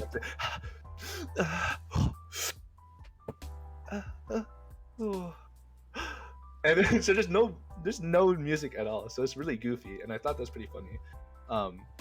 But if you did watch, you would definitely make a lot more sense, and it didn't look crazy or like I had something going crazy in my head. But that's hard now too, because with the whole current state of people watching the meta being like watching stuff and reacting on content stream, like full episodes of Naruto, sometimes full seasons, as well as the Gordon Ramsay show. Some companies have been leaked a little bit of information of having real-time DMCA detection, so that makes it kind of scary for playing the popular music, even though it's not saved to VODs, because now, hopefully not in the near future, that could be reported. But as of now, it's free game, so I should probably jump on that a lot more. But yeah, I wanted to also host a show with like a mini video competition. The idea is to just like have a mini competition of dancers performing. Oh, that's crazy. Oh, sorry, I just saw chat. Hit 300. But continue. Congratulations. The power of friendship. Let's go. Thank you, everybody. Gosh, thank you. I really appreciate this whole show, and thank you, Wilson. Oh my gosh. Of course. Before I like completely my mental booms on that thought, what is shoot, it's already I'm losing it. Speaking, podcast, something. Oh no. Where was I? We're still talking about like the categories, like what you plan to do. Like you said, host a show. Yes, hosting a show. So it was like having like dance competition, but with concept videos. Yeah, that definitely hasn't happened yet. Is in planning. Future plans. In a new future. But that something like that would be definitely a cool goal to work towards. Nice. Okay. So I heard that you've had your own Twitch meetup already. You met up with Red and Kat. And okay. Cornelius. What was that like? Okay, so that Twitch meetup, I don't know. It's weird. I guess it is a Twitch meetup, but I never thought of it as that, because it's crazy being in social media and thinking like we're like all Twitch streamers, so it's like a Twitch meetup. But it's really, we were just playing a game, and we all realized we lived somewhat close to each other, or close enough where we could meet up. And we were playing a game, and it's first time meeting some of these people, or like first month of knowing them. And I was playing, and I was like, okay, whoever bottom frags has to pay for K barbecue. And I was like mid top fragging. I was like, I'm not paying for K barbecue. And then all of a sudden, everybody became immortal players. And what was this from before? Like, come on, why was this not apparent when I started putting out this bet? So I didn't put this bet out. And then all of a sudden, I became bottom frag, and I had to pay for 3 other people's K barbecue. Oh shit. Oh my god. So we ended up going to K barbecue, a K barbecue spot I knew, and I paid for all their K barbecue. But during that game that decided to double down, and I was like, okay, whoever bottom frag this next game has to buy boba for us after. And thank God I did a little bit better, just barely. And Red had to pay. Red or Rector had to pay for the boba that time. But it was a lot of fun. I had a lot of fun meeting them. It was very interesting, like meeting gamer friends, Mm-hmm. like first time people I've only met online. I had one person that I only met online that met up with me previously to this meetup, and he like came down super south and hung out with all our friends that he only knew through online. So it was really cool. So it wasn't my first rodeo, but it was definitely surreal. Being like, I've seen some of your faces because of streaming, but like, I'm not gonna touch your face because of COVID, but like, you're there. You're not just a screen, or you're not just clicking and going like, okay, I'm gonna swing with you, or saying like sides clear. So it's really cool getting to know them. And I have one thing to say about the home meetup. What's up? She's probably watching. Cat's so short. Okay. I only tease on her because I guess I'm definitely not, for a Filipino, I am pretty tall. Mm-hmm. So technically anyone shorter than me is pretty short. I call them shorter than me, and you're shorter than me and you're short. But yeah, come on. Okay. So I've heard. Yeah, it was just really fun talking to him. They're really funny. Yeah. It's like it wasn't really awkward at all. I think it was just a natural transition from like our talks and goofing around online to just doing it now in person while eating. So it was a lot of fun. I was really happy. But yeah, I'm excited to meet more people in person, hopefully. Yes, hopefully. Yes. Okay. But yeah. Just brief Valo stuff. Curious to know who's your favorite agent and least favorite? Favorite agent.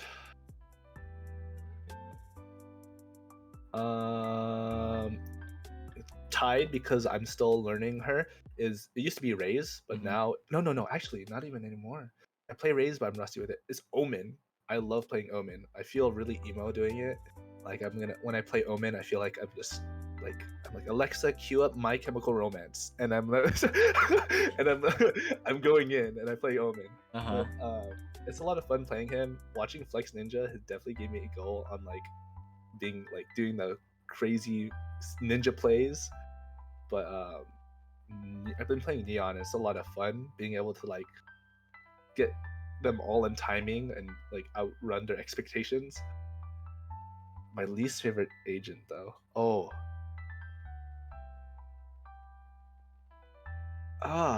I really don't like playing Breach. Like, I know Breach is so good in the right hands, but my hands ain't those hands, bro. Those hands are completely wrong. They're like, if I had to score the impossible score, an impossible score is 0. It's literally almost impossible to score 0 on a test, and that's me when I play Breach. All right, Breach. How about guns? Favorite gun and least favorite?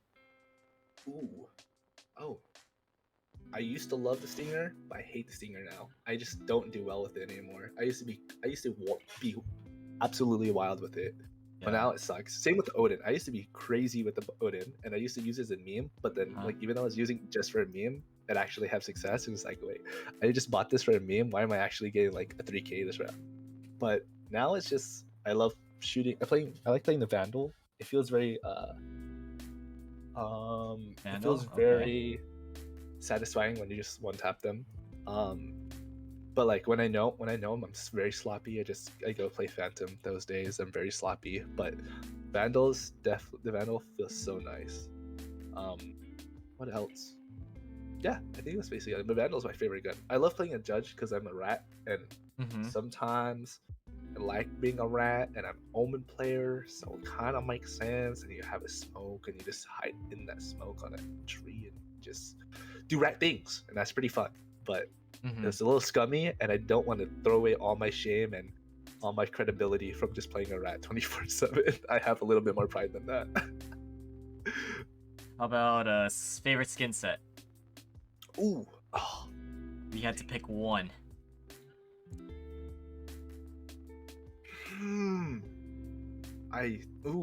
That is hard.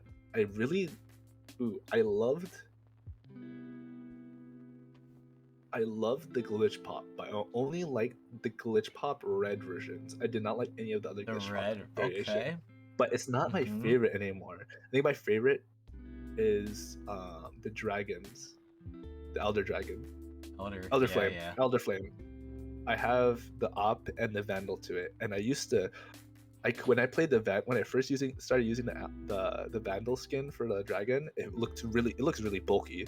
So for Mhm. some reason, my mental will just boom, and I was like, I can't. My accuracy would just be so bad. So I had a mental block. So I thought I would have to train, which I did. I thought I couldn't master this weapon because it's too powerful for me. So once I bought it, I never used it until recently. After practicing a lot on the vandal, I feel more accurate using the Elder Flame. So it feels like I finally like I can wield Excalibur of the Vandal skins. But yeah, Elder Flame is definitely my favorite. And rank your maps, favorite to least. Oh, okay, this is controversial. I think a lot of people Oh are gonna hate yeah. me, but I love Fractal. Oh, okay. It's so cool. I love how like there's like different tunnels and intercrossing paths, and I love how there's so many options for attackers to attack, so it doesn't feel like you're looking at one site and you only have to go through A and B, like door A and door B, but then door A is now walled off and there's slow orbs in the other entrance, and then you go to door B, but now there's 24 guns pointed at you at door B because they know you can't go to door A, so it kind of feels bad.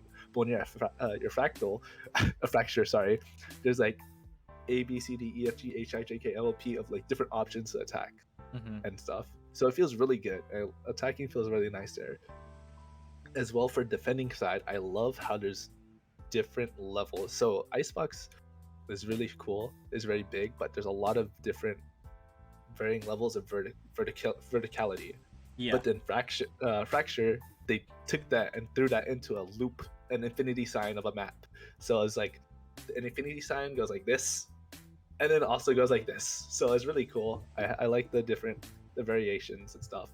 My least favorite map. I hate. It's okay now, but I hated playing Ascent because I would just get Ascent all the time. And every time in that loop of getting it, it became a red carpet. I see. Every time I got rigged after every time that like somebody heard I like Fracture, and then they decided they know I didn't really like Ascent, and then they decided to play on that really hard and hack my mainframe, and then make the queue only Ascent for that whole last day, and it became a red carpet Ascent. I just don't like playing it anymore. It just feels so bad. Gotcha. Fracture, Ascent. All right. Fracture is top tier, 100%. No cap, no kizzy. Is the funnest map ever. Here, I'm gonna ask you these random last questions. So these are like quick hitters, all right? So. No worries. I'll try to be quick. And if anyone in chat has questions for Adriel, let me know. Just at me and then ask your question. And then I'll present them. Okay, biggest pet peeve is the first one. Ooh. Yeah, you're good. Huge pet peeve. I hate toes. I hate toes. I hate seeing them. Alright. I cannot, like jiu-jitsu, it was a horror show, like because we had barefoot, so like some positions our feet goes really close to my face. I'm like cannot. You can never catch me on a toe fetish because I'd gag like in disgust if they're too close to me. Ooh, especially when they're no. Okay, close. Okay. And then chewing with your mouth open or chewing very loudly. Oh my god. Oh, it gets me so angry and disgusted. Oh, it's like keep your mouth closed. It's not hard. Like just closing your lips. It's just a little bit of extra muscle. You don't got to show the world what you're enjoying. Like just enjoy it for yourself. You know. Come on. What else?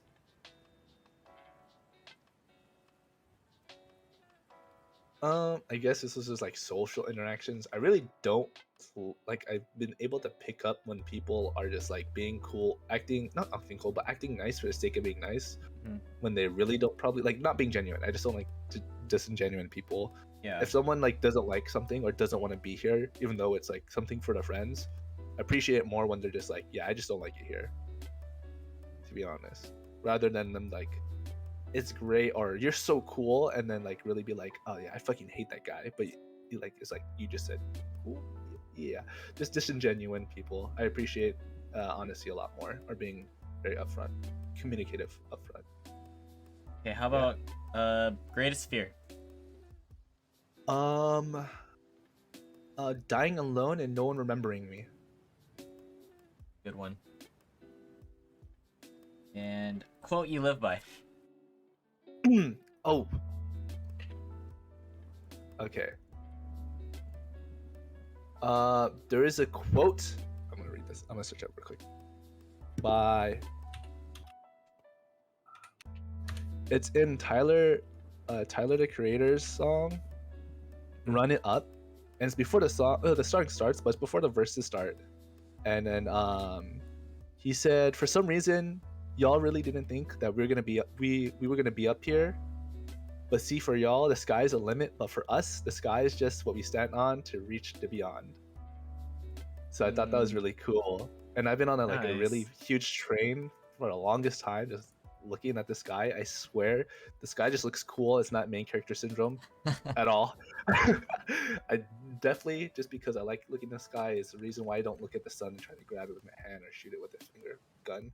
But the sky just looks cool, and so that trait of like always pushing beyond that is really, feels like it resonates with me a lot. All right, and greatest accomplishment in life, and greatest failure as well. Greatest accomplishment. Ooh.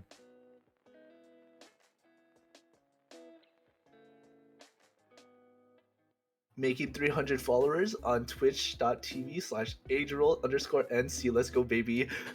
No. All right. It's a good accomplishment, but I think, I don't even know. What is my greatest accomplishment? I don't know. I'm so young. I feel like I'm accomplished enough. Oh, so with the piece that I talked about that I presented to my dance team of recent, that was to Chicago Freestyle. One of my coworkers, he dances as well, but he dances in Mexico, and he said that his team loves watching it, and they love what I was making, and they want me to come over and train them. So just the comments and the desire to learn from me because they like what I make is super huge. Means a lot. Super happy. Yeah, it means a lot.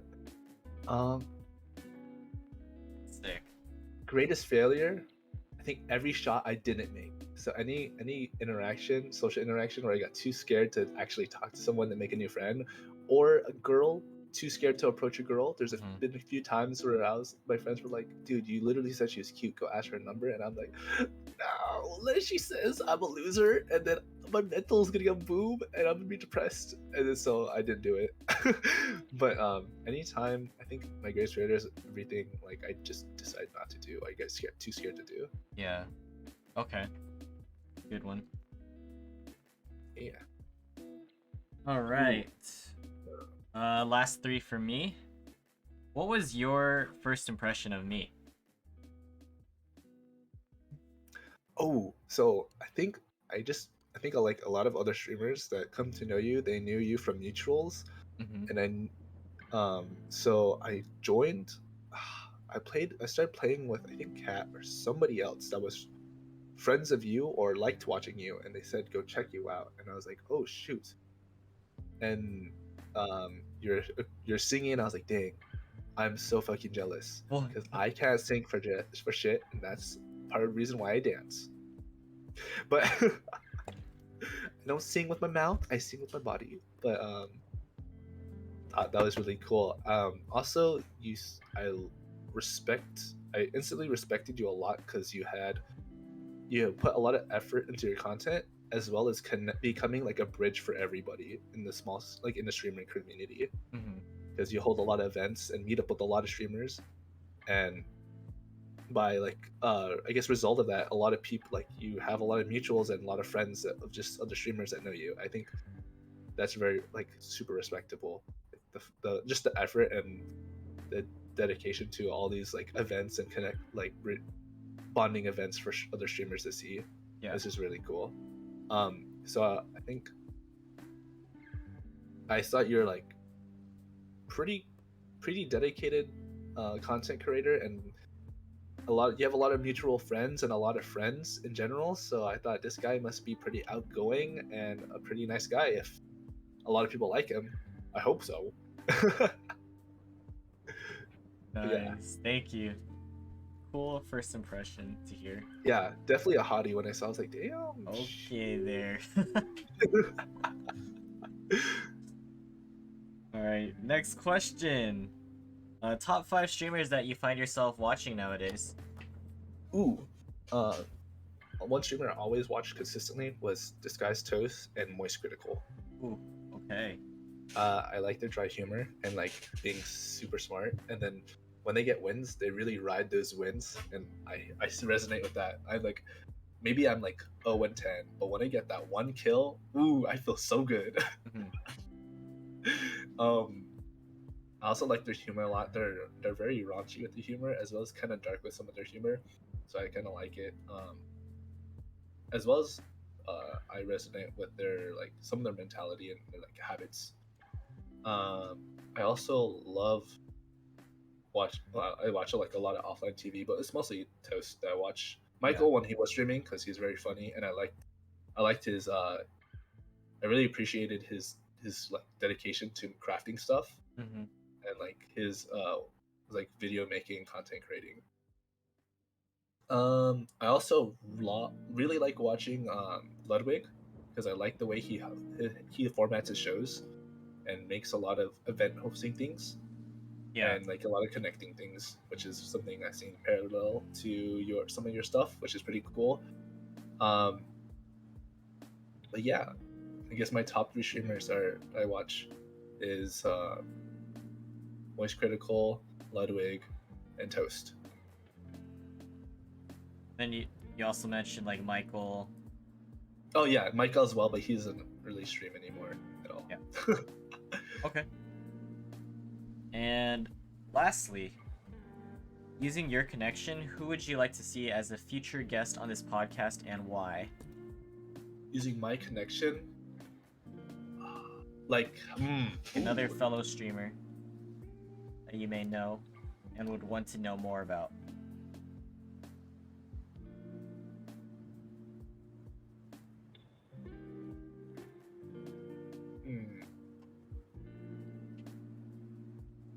Oh, I feel like it's hard choice because some of my streamer friends or like friends I got really close with, we just talk a lot, so we kind of learn a lot about each other. But I think I'm not sure if I've seen Kat be on this stream. I think it'd be cool to see Kat on the stream. Ooh, nice choice. Okay. Shadow Clan would be really cool. I saw Red. I was gonna say Red, but I've seen that Red was on this stream already and appeared as a guest. But Kat would be really cool to learn more from her from this. But yeah, it'd be cool to see her here. All right, so that is it for the questions. How are you feeling now that you've talked for like 3 hours? We hit over 3 hours. Oh shoot. My throat definitely does hurt a lot. It is interesting having talking a lot about myself like that. Some of the topics I haven't really talked about on stream too much, or I do talk. I mean, it's not like I'm not open to talk to him, but it's just not something I talked about on stream. I usually talk to people, or people learn about it through conversation with me. Yeah. But yeah, it's really cool. I had a lot of fun. I'm really glad that you felt comfortable enough to like talk about all of that. Yeah, I appreciate it. I appreciate you making this space for that. Yeah, definitely. So, what are you planning to do after? I know you have food, so you're gonna eat.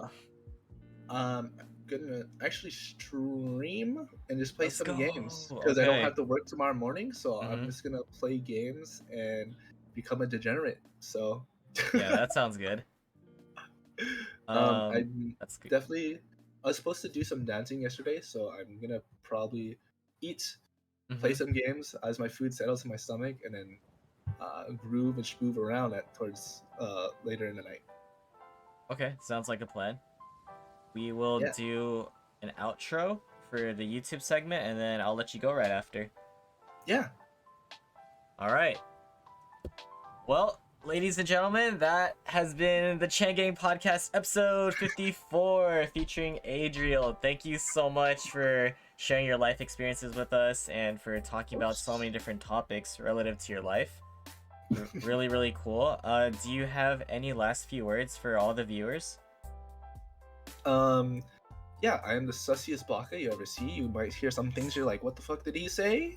And what sound did he make? But it's just what you heard and exactly how you saw it. So don't expect any more or any less.